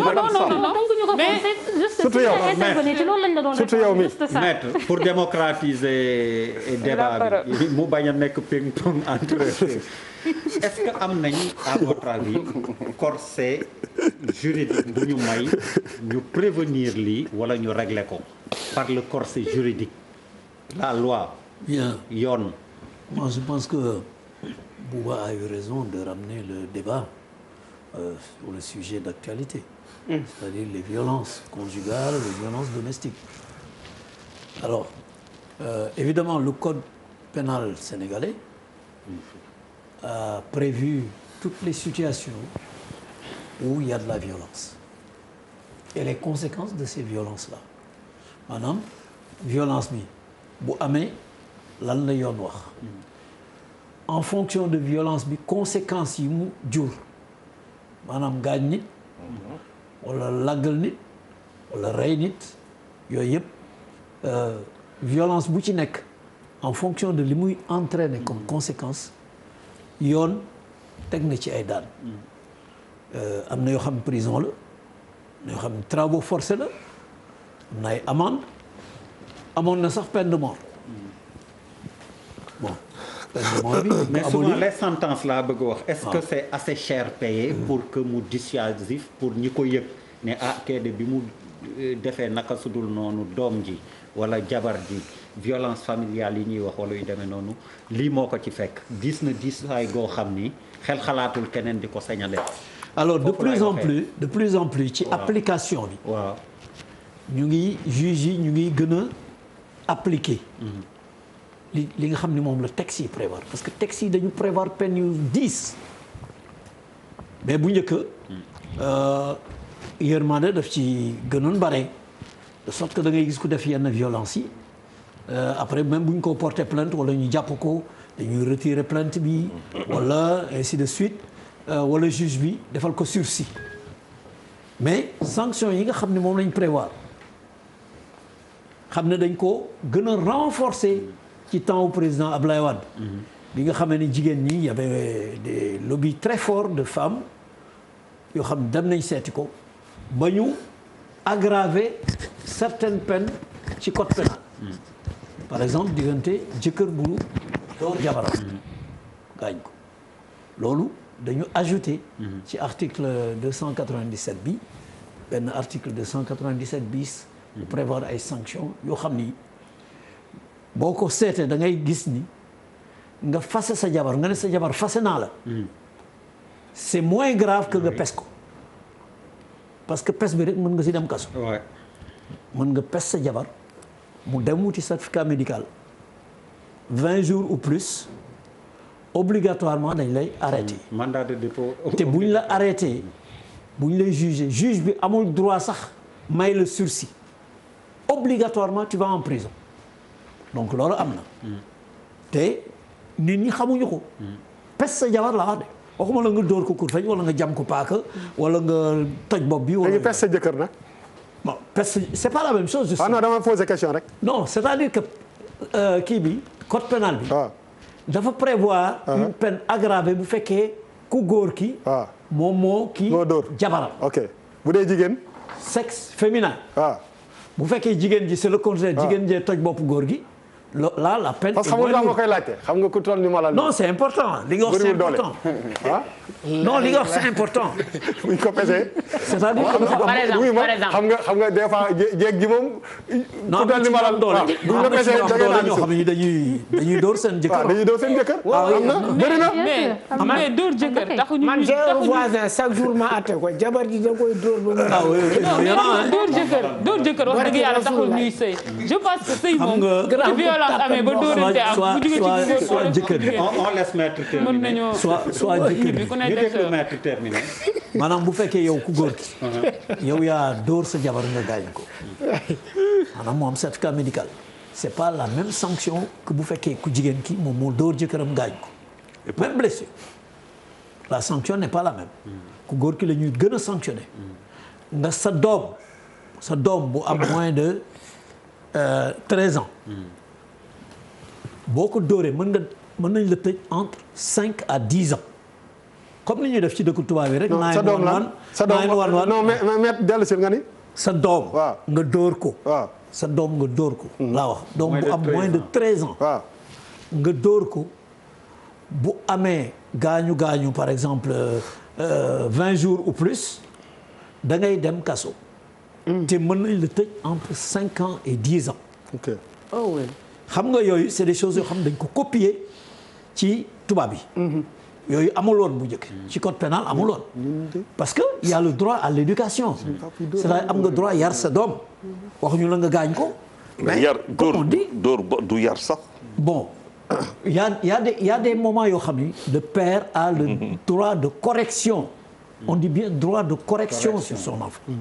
et la correction elle est physique. mais si elle peut être physique. ah ouais. Elle peut être physique, des fois, mais il le faut, hein? de façon très très modérée. mais foofu dafa am glissement boo xam ne bii dañu dem ba copier tubaab bi. sa doom boo ko dóoree. da ngay gis sax koo xam ne kii dafay dóor doomam ñu ne ko maa ngi woo police ñu woo police des choses comme ça parce que code pénal daf ko prévoir. alors que xale comme on dit xale xamul yàlla mais xam na yar. bon xale da ngay wax. mais da ngay wax rek mais maître pourquoi boo waxee dina comprendre. mais maître pourquoi bu ñu waxee yar si biir yar bi dóor la ñuy xalaat moi c'est ça peut-être est-ce que là y a-t-il pas un problème déjà qui explique la violence. non c'est-à-dire yar bi dafa am yar sens éducation. c'est la cravache. non l'éducation. ma question elle est précise. oui. dama ne. dafa am yar dans le sens de l'éducation. éduquer am yar dans le sens. ak yar boo xam ni cravache ngay jël dóor. voilà y a ces deux là. looloo tax ma ne. looloo tax des fois il le faut. non c'est pas des fois il le faut parce que. même mag ñi dafa laaj kàcciri pour ñenn ñi. non c'est pas parce que mag yi. même mag waaw ak xale yëpp dafa am ñoo xam boo waxee ñu comprendre def li nga wax. am ñoo xam ne ñi boo waxee du jëriñ dara. mais boo yëkkatee cravache rek des fois bala ngay dóor sax ñu def li nga wax. mais est-ce que muy xale muy mag. mais Senghor disait xam nga Senghor suñu référence la ci yu bare. Senghor disait j'aurai à la main gauche le livre pour convaincre et à la main droite le bâton pour contraindre. Et il disait le peuple l'exige. Qui aime être gouverné avec équité certes mais avec fermeté. dafa am fu ñu toll foo xam ne fii fermeté rek mooy tax. ok alors ci fi ñu toll. waaw mais je pense qu'il faut qu'on s'arrête sur affaire boobu parce que pour man peut-être violence bi yëpp fa la ne. am naa dernier laaj de. parce que gis nga Hitler dafa defoon benn affaire pour montrer à ses officiers dafa jël benn ganaar dindi plume yëpp. suqi ko ba mu set wecc jël ay graines doxantu di ko sànni si suuf ni ganaar bi daw di lekk graine bi mu expliquer la douleur malgré la douleur l'instinct animal moo gën a fort faw mu lekk loolu tax dóor bi est-ce que c'est nécessairement ce qu'il faut. Hitler n'est pas une référence pour nous. Non mais attention l'exemple non attention l'exemple non dama ne l'exemple. Et je suis désolé peut-être que ce n'est pas une référence pour tout le monde. non nañu wax suñu sëriñ yi ak suñu magu diine yi nekk. waaw mais ak suñu bàyyi sax ak suñu le Sénégal n'a pas commencé ak suñuy sëriñ Sénégal dafa commencé yàgg na. moi je vais plonger il y a le Mandé c'est 12. loolu yëpp Jolof bu muy jël indépendance c'est 12. wala 13e siècle. non ça veut dire faw c'est-à-dire le Sénégal ne s'arrête pas à une époque. oui c'est pour cela que je dis on a tout faux. Nos référentiels sont mauvais. Parce que la puissance, la véritable puissance, elle n'est pas dans la violence.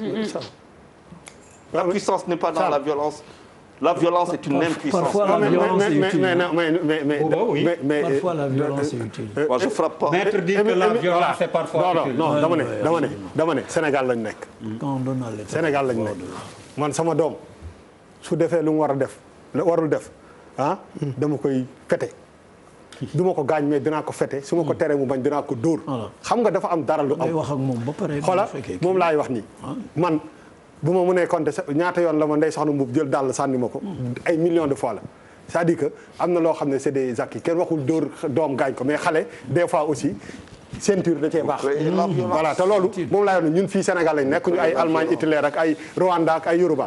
fii Sénégal la c'est-à-dire que maintenant doom. non il faut utiliser la méthode de Ibadou morceau la ñuy dooree seen jabar.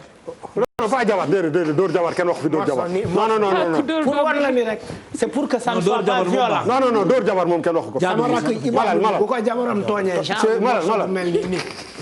subhanallah. mais bon dafa am ay acquis suñu réew yi aussi xale yi des fois dañ leen di yaree tuuti kii te loolu c'est des choses yoo xam ne tant que c'est pas foog ngay kàcc des fois mais aussi ñi ñuy toppandoo. mais fessé en toi ça veut dire quoi. Fessé c'est pas méchant. Tu ne frappes que quand tu es irrité. Ça veut dire que yow même il faut que mu am lu la dal yow sa bopp. pour nga mën a dóor. est-ce que tu comprends ça loolu tax ma ne. boobu parle c'est-à-dire pour nga solliciter la violence. lan moo lay dal parce que yow même sa bopp lan moo lay dal. mais pas toujours quand tu es irrité Charles parce que man il m'arrive moi dans le passé. parce que suma doom yi mag la léegi. mais il m'arrive dans le passé suma doom bu defee ay dégâts yi dama koy taaj. mu expliquer ma wax ko ba pare ni ko lii moo tax ma lay dóor et je le corrige. Ça c'est bien. Et il l'accepte courageusement. dana saf de mais il comprend lan moo tax ma koy dóor. Au moment où je le fais je ne suis pas irrité, je suis très calme. Ah ben oui. Je suis très calme. Mais c'est justement une autre forme, c'est une autre expression. Quand tu es dans un état d'irritation, mais Charles, il faut là tu as raison que c'est pas bon de faire. non boo munee defal ni man. non man mënuma. ah comme mu ngoog wax bi fa la. man sama papa dafa ne boo munoon defal ni man. ñu man ne du ma def ni yow. non mais li am solo rek mooy il faut même bu ñuy dóor ñuy joxe les raisons. comme li père wax c'est bien parce que ala kulli al dóor bi du solution. amul ci benn réew amul ci benn jafe-jafe boo xam ne am na ci àdduna violence faj ko. mënul ne toujours discussion autour d'une table lay mujjee. merci donc même buy dóor sa doom. je peux être d'accord si boo ko joxee raison yi tax. bu koy dóor mais dóor bi moom dóor bu mën a bàyyi rek mu mën a gën a baax ndax dóor bi moom. donc on peut ne pas le frapper. waaw on peut ne pas frapper l'idéal serait de ne pas frapper man jàpp naa ne xale yi tey suñu doomu tey ak suñu nu ñuy dundee tey xale yi bu nga leen waxee dinañ dégg jàpp naa loolu discuter ak ñoom parce que des fois dañuy sous-estimer nous dañuy sous-estimer l'intelligence que peut avoir nos enfants parce que loolooy tax sa doom def dara ci mbedd mi wala nga gis ko ci vidéo wala si dara nga am surprise parce que dafa sous-estimé s'il est assuré d'avance que dara du ko ci fekk il va le faire. non mais même des fois et alors léegi après dóor bi nag. mais ñun quand on était plus jeunes nos instituteurs par rapport ak dóor bi dafa am étape bu gën a suñu instituteur. mais ñun ñu dóor ñu boo seenee sa instituteur non mais après dóor bi nag. monsieur Diallo monsieur xala. c'est de la violence. laajal monsieur Diallo. waaw mais loolu mooy tax xale bi jàppale. Boubacar Diallo oui. loolu mooy tax xale bi jàppale. loolu mooy tax xale bi jàpp léegi finalement lépp lu ma amatee su ma ko mënta faj. naa utiliser la violence. looloo tax tey. violence yi gis nga ça a un rapport de il ne faut pas dire que non nous sommes dans une société boo xam invité yi ñu indil fii. non mais xaaral ma eggale. il ne faut pas dire que nous sommes dans une société gis nga grand Bouba depuis si boobu ba léegi da ngay yow da ngay sous-estimer l'ampleur de cette violence là. non pour grand Charles aussi dire que est-ce que amul super médiatisation.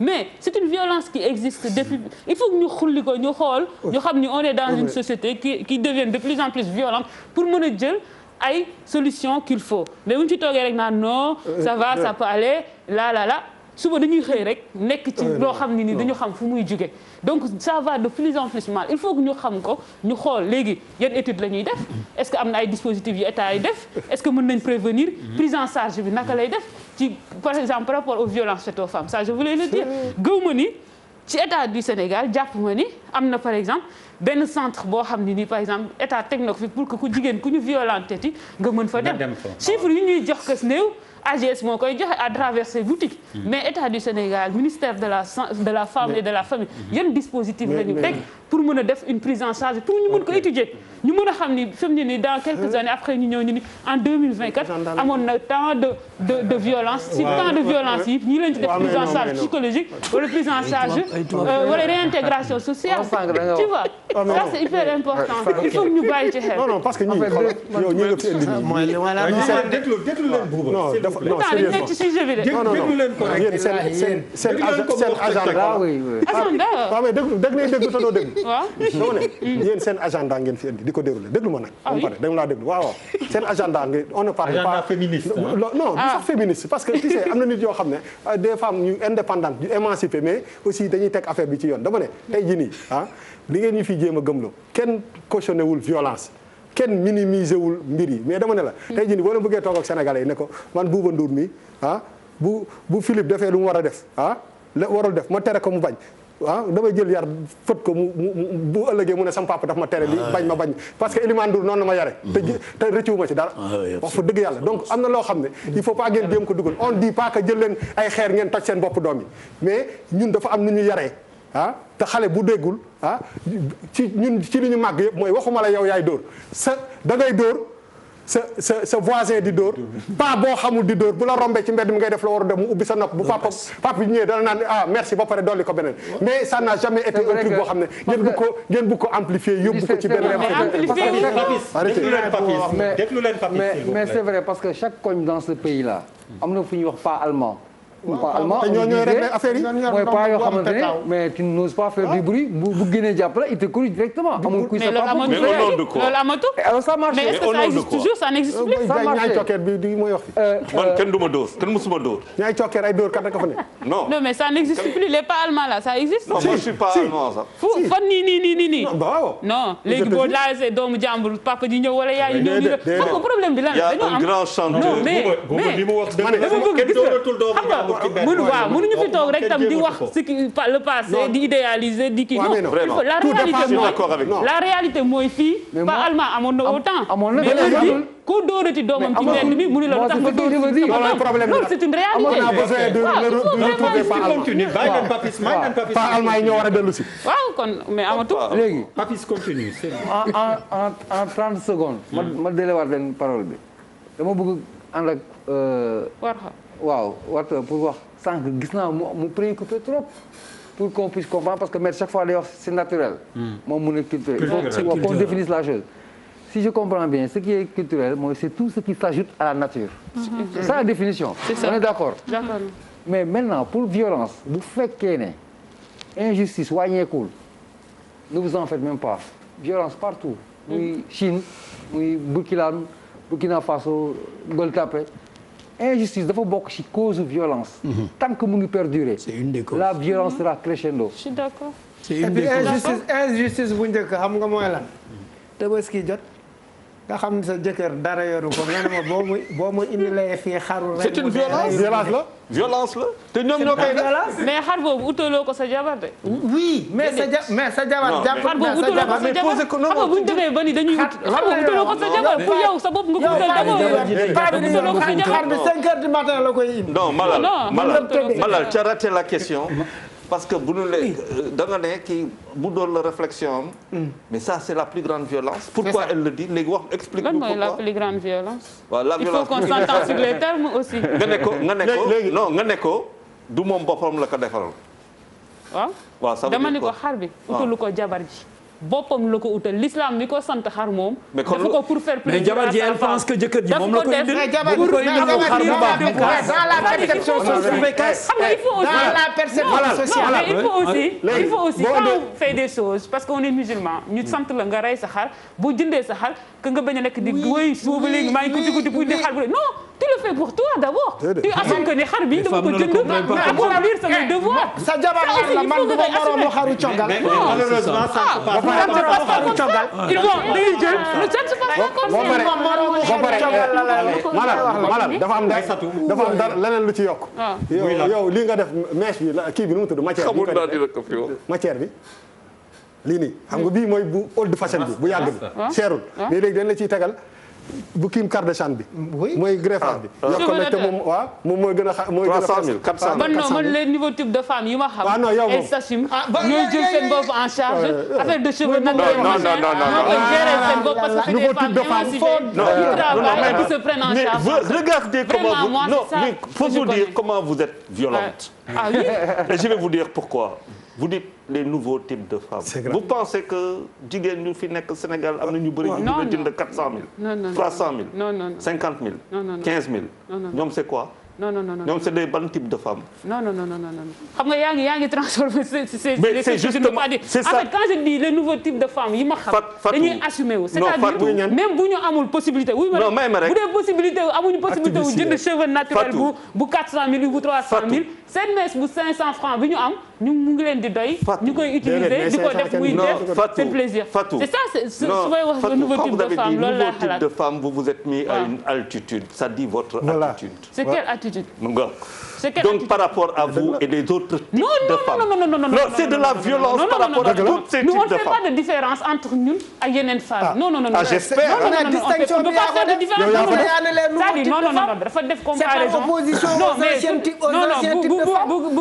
La distinction elle est. Non, dafa def une différence. Non. Vous allez me laisser m'expliquer hein. Je vais m'expliquer parce que vous avez fait une différence entre ces femmes-là qui peuvent être dépendantes peut-être et yi ñuy jël en charge ci ay kii man ñi ma xam ñeneen ñi ma xam waxuma la lool ñi nga xam ni ñooy toppatoo seen bopp waxuñu lool de man dama ne bu ma nekkee xale lu góor ñëw sama jam ma indi xar bu tolloog sama doole poos mu ne ma duma moroomu xaru coggal yaa ngi dégg bu baax li ma la wax je ne le dis pourquoi cette femme elle le dit parce qu'en fait elle est dans la perception sociale elle est dans ce que pense le voisinage par rapport ak xar bi jëkkëram indi génn na ci l'islam et aujourd'hui toi quand tu dis les nouveaux types de femmes c'est par critique aux autres types de femmes. Non, c'est pas par critique. Parce que moi, quand il me parle des autres types de femmes qui sont peut-être dépendantes, qui ñu jël ay cheveux naturels yu 400 000, 500 000. Man dama ni ko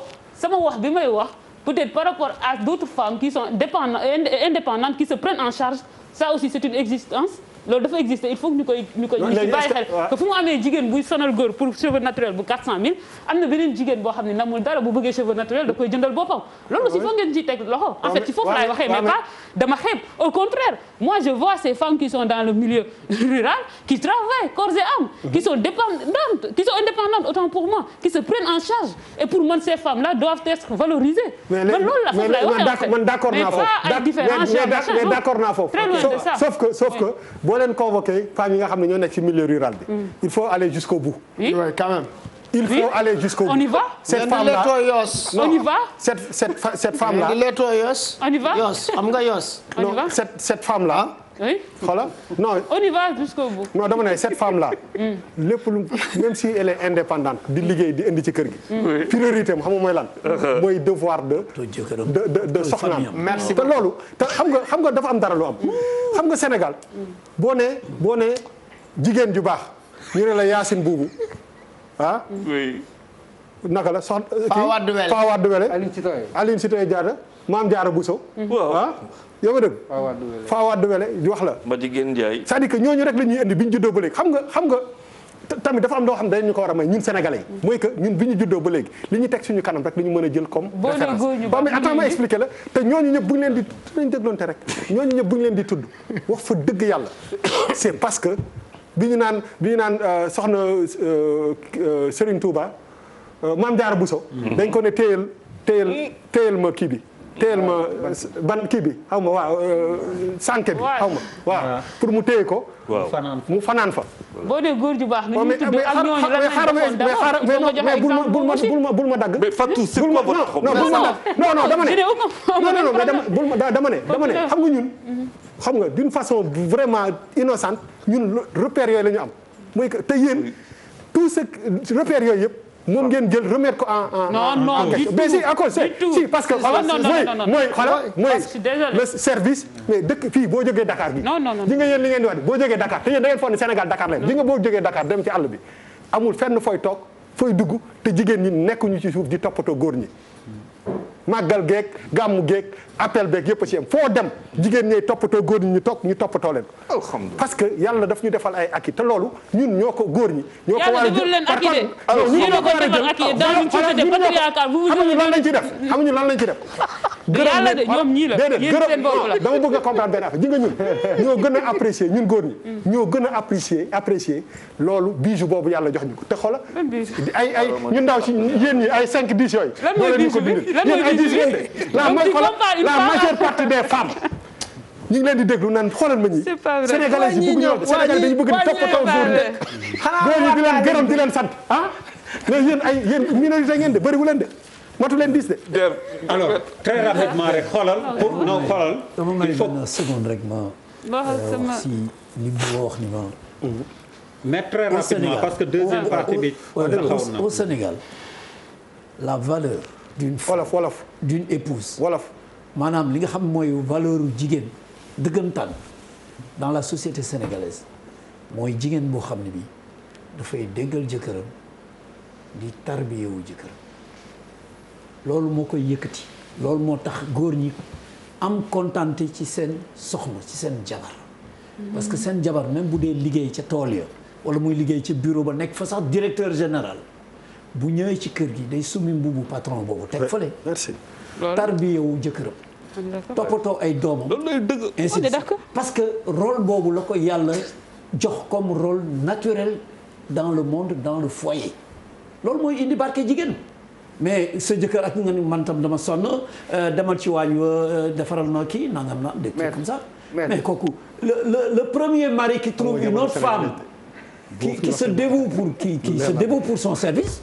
yow ñàkk nga alors très rapidement rek xoolal dama bëggoon ñu def benn rapide tour de table comme bu ñuy systématiser mun nañ ni Malal wax na ko fii régulateur yi ak Charles n'interviennent plus. Nucléarisation si je peux l'appeler ainsi de la cellule familiale boo xam ni mujj naa am loolu yëpp ki li mu wax dafa neex ngir yàlla may ko non waxuma loolu sax li may wax man li ma dee doon wax mais je rappelle les Philippines ont eu une présidente on lui pose la question les fonctions dans la nuitée et dit je redeviens femme le soir. Et le président des Philippines. Je redeviens femme. Les Marocains nag. alors tissu social bi ni mu yàqoo jamono ji maître ak ñoom ay sax très rapidement rek comme fii dañu naan dans les programmes politiques horizon 2000 nangam sangam 2035 2040 ñun horizon yi ñu dëgmal ban type de société la ñu nar a am bu ñu continuer nii wala bu ñu ci indiwul saafara fii léegi fukki at ak juróom ñaar fukki at ci kanam. très rapidement. voilà dama bëggoon kii par rapport ak li ñuy wax sànq ba tey bu ñuy xas nee na ñun ñuy digressé di dem au sujet te sànq ba tey loolu la fi nekk di wax surtout par rapport ak rôle yi je vais pas revenir là-dessus. parce que jaru bu ñëwee rek ma delloo duñu mës a déglu comme li ma doon wax sànq rek. yéen moom jubóo mënul am seen diggante ñu jàll ci leneen. c'est une question de complémentarité. parce que tey nu mu mënti demee ñun ku ci nekk xam nga lan mooy sa rôle li nga wax a def ak loo warul def. on ne va pas prendre ce qui est exigé ci cadre liggéey di ko jël di ko yóbbu ci kër ga loolu c'est même pas censé au fait parce que ñaari milieu la yoo xamante ni bokkul li muy laaj fu nekk ak la muy laaj ak la nga fa war a def loolu xam nañ ko on sait faire la part des choses par rapport ak ça.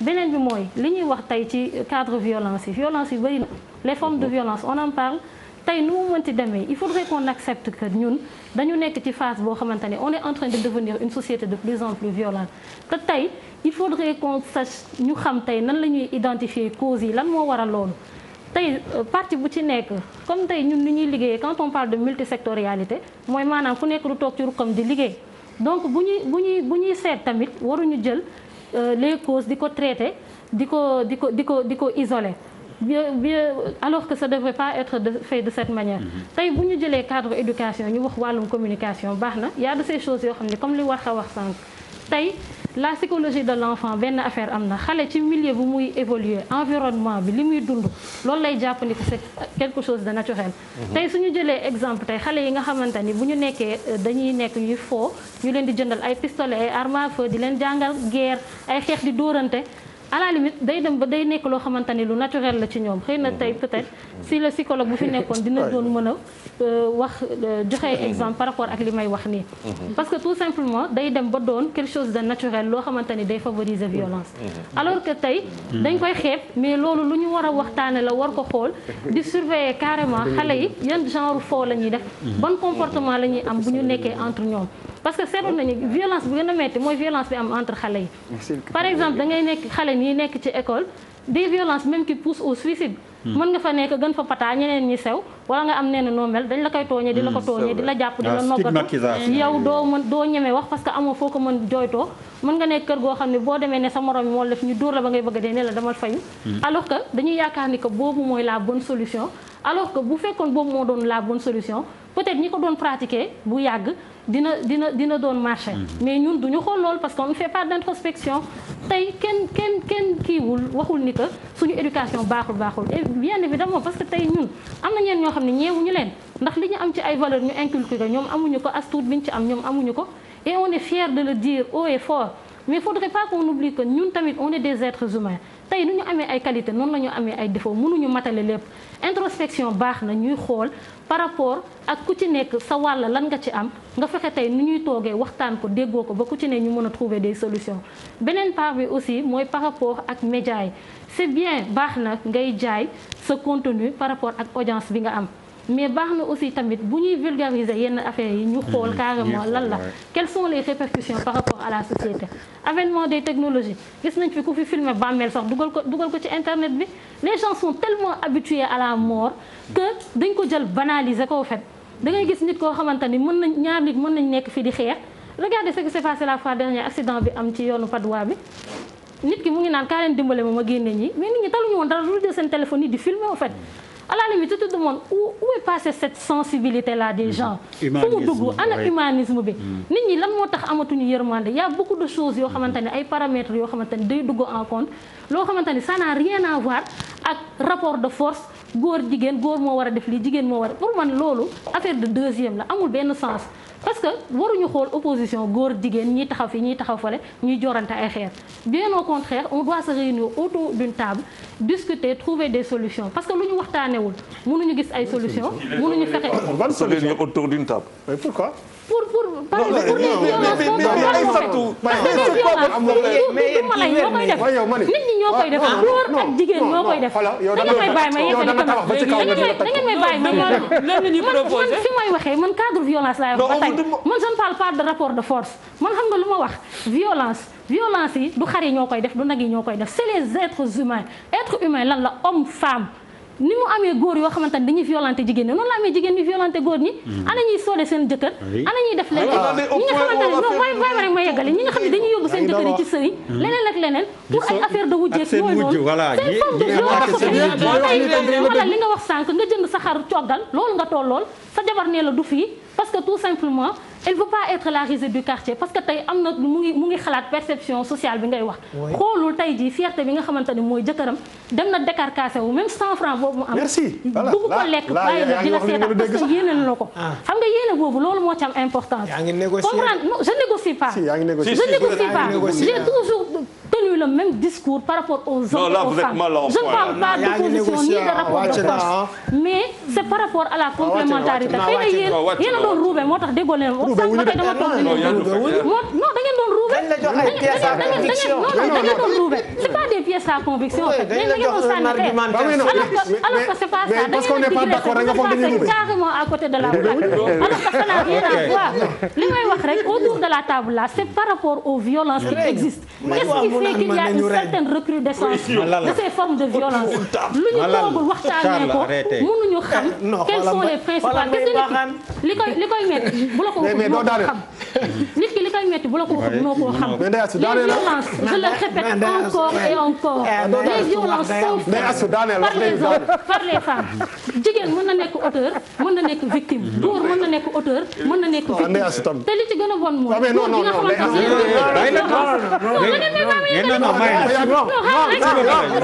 gis nga góor ñoo xam ne moo nekk victime mais ñi ñoo violent nag il faut que ñu yegale ñi ñoo violent nag pourtant man li may wax sa intérêt la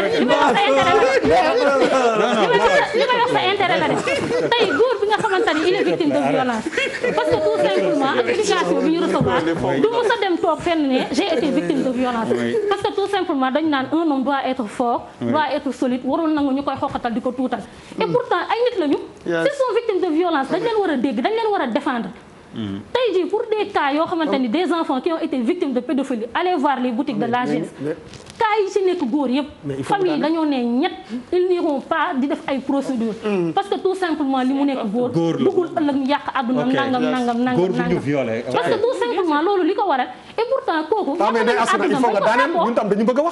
dañu yàq àddunaam bañ ko sàkkoo et pourtant tout se tourne autour de l'auteur ñu bàyyi victime bi foofu.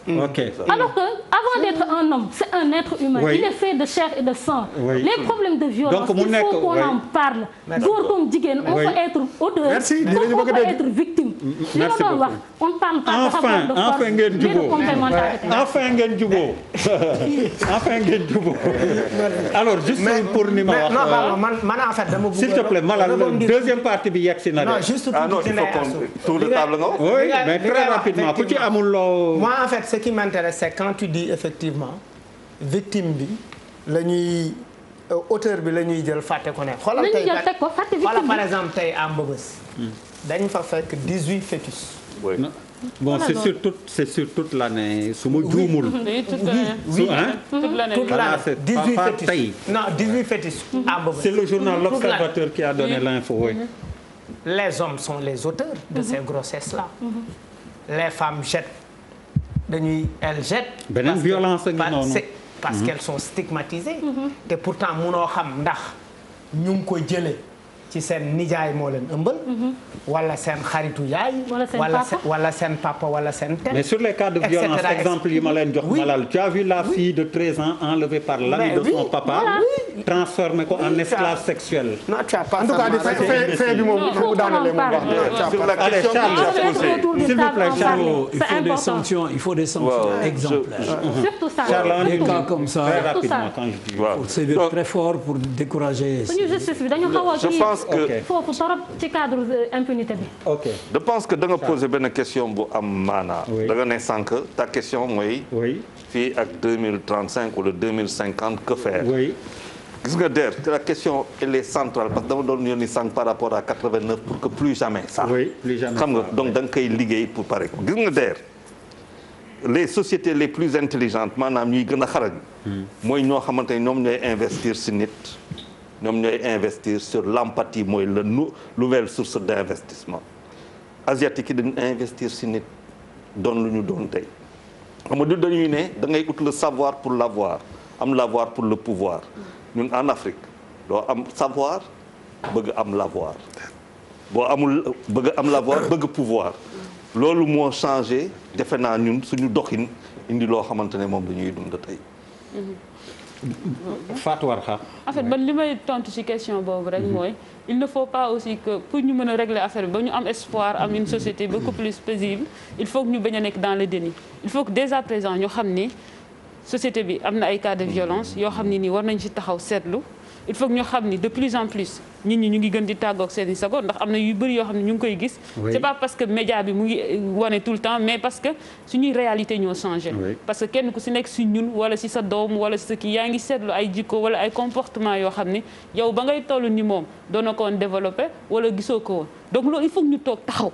jàngat ko def ci évaluation xool les lan moo ko fi indi ak naka la ñu war a mën a def pour jëlee ko fi vraiment mu nekk une étude sérieuse ñu xam ni dañu war a gën changer comportement yi mais bu ñu ko def nekk dans le déni bu ñuy wax ñuy wootee yeneen i argument yeneen lii non ni du dem fenn il faut que ñu xam ni ñun ñëpp on est dans la chose et que ñu kenn ku si nekk am nga sa part à apporter pour ñu gën a mën a façonner le nouveau type de Sénégalais peut-être bu ñu mën a am d'ici mais si on ne le fait pas disons que d'ici 2030 2035 ça ira de plus en plus. alors doy nga seede vraiment ci li ñuy waxtaane ndax def nga film boo xam ne en 2019 film bu ñu primé la ay chaînes occidentales aussi reprendre nañ ko d'ailleurs parce que il s'agit parce que la violence lañ doon wax les violences faites aux femmes nous on a osé un peu donner la parole à certaines victimes ñu wax def témoignage ñu si bëri xamuñu woon li xew ñu bëri parce que amuñu woon habitude du dégg victime yi ñuy wax parce que comme ni ko Aïssatou waxee bu ñu waxee victime viol bi kii dañuy xool loo fa defoon loo fa wuti woon loo soloon lu tax lii alors que victime bi ci boppam dafay am métit victime bi ci boppam dafay am naqar gu muy dund donc moo tax il faut que ñu bañ a nekkati dans le déni di xool naka la ñu mën a def pour apporter une solution réelle en acceptant les faits. Bouba.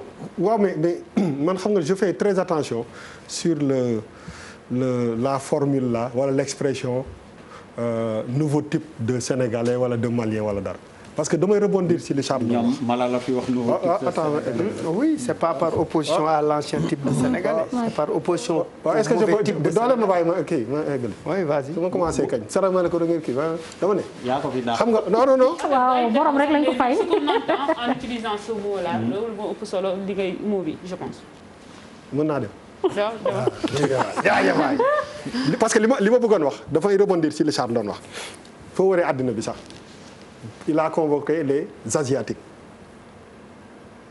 ñoo gën a discipliné ci àddina gis nga mbas mi Chine la ñuy bëri yëpp seen discipline li ci gën a bëri moo leen ko fajal mais ci lan la ñu basé wu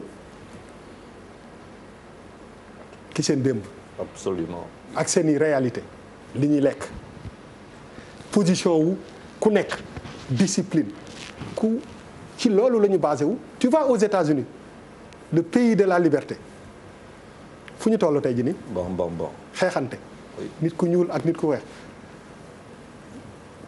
homosexualité bi def nii parce que tu sais bu ñuy approché ci yenn yi nekk une société bu nekk Sénégal ñuy woote yenn yi ça peut être très vicieux parce que mën nga commencer dara mais xamoo fu mu jeex société yi nga xam ne tey jii nii ñoom ñooy résister économiquement ak socialement ak yëpp c'est les sociétés peut-être qui se sont basées ci seen histoire ak ci seen i réalité. Absolument.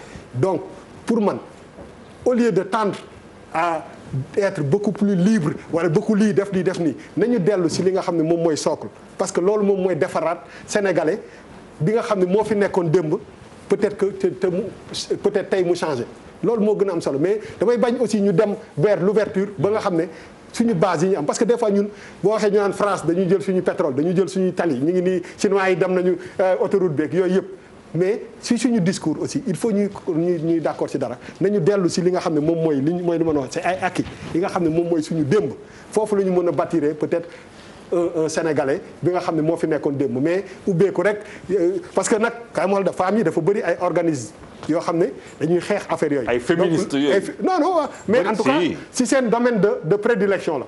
donc ça se comprend ñu défendre loolu mais. et puis xoolal avec le comportement de co-épouse. non waxuma loolu. non parce que boo nee dafa bëgg ay organismes dafay mel ni lu ñuy xeex dañ koy xeex. non mais yéen ñi ñëpp am ngeen ay association. li ñuy xeex dañ koy xeex. oui mais association yi ñu sàncal seen bopp la. waxuma tubaab lañ def waxuma ay tubaab association jeex na war ñu ko yóbbu. non on a compris kenn newul seen ginnaaw. voilà ñun ay xale lañ. yu nekk ci réew mi bëgg a xam suñu devoir. sama mayoon ma jël service on me rappelle que le vrai patron c'est le service commercial. Alors publicité Pierre.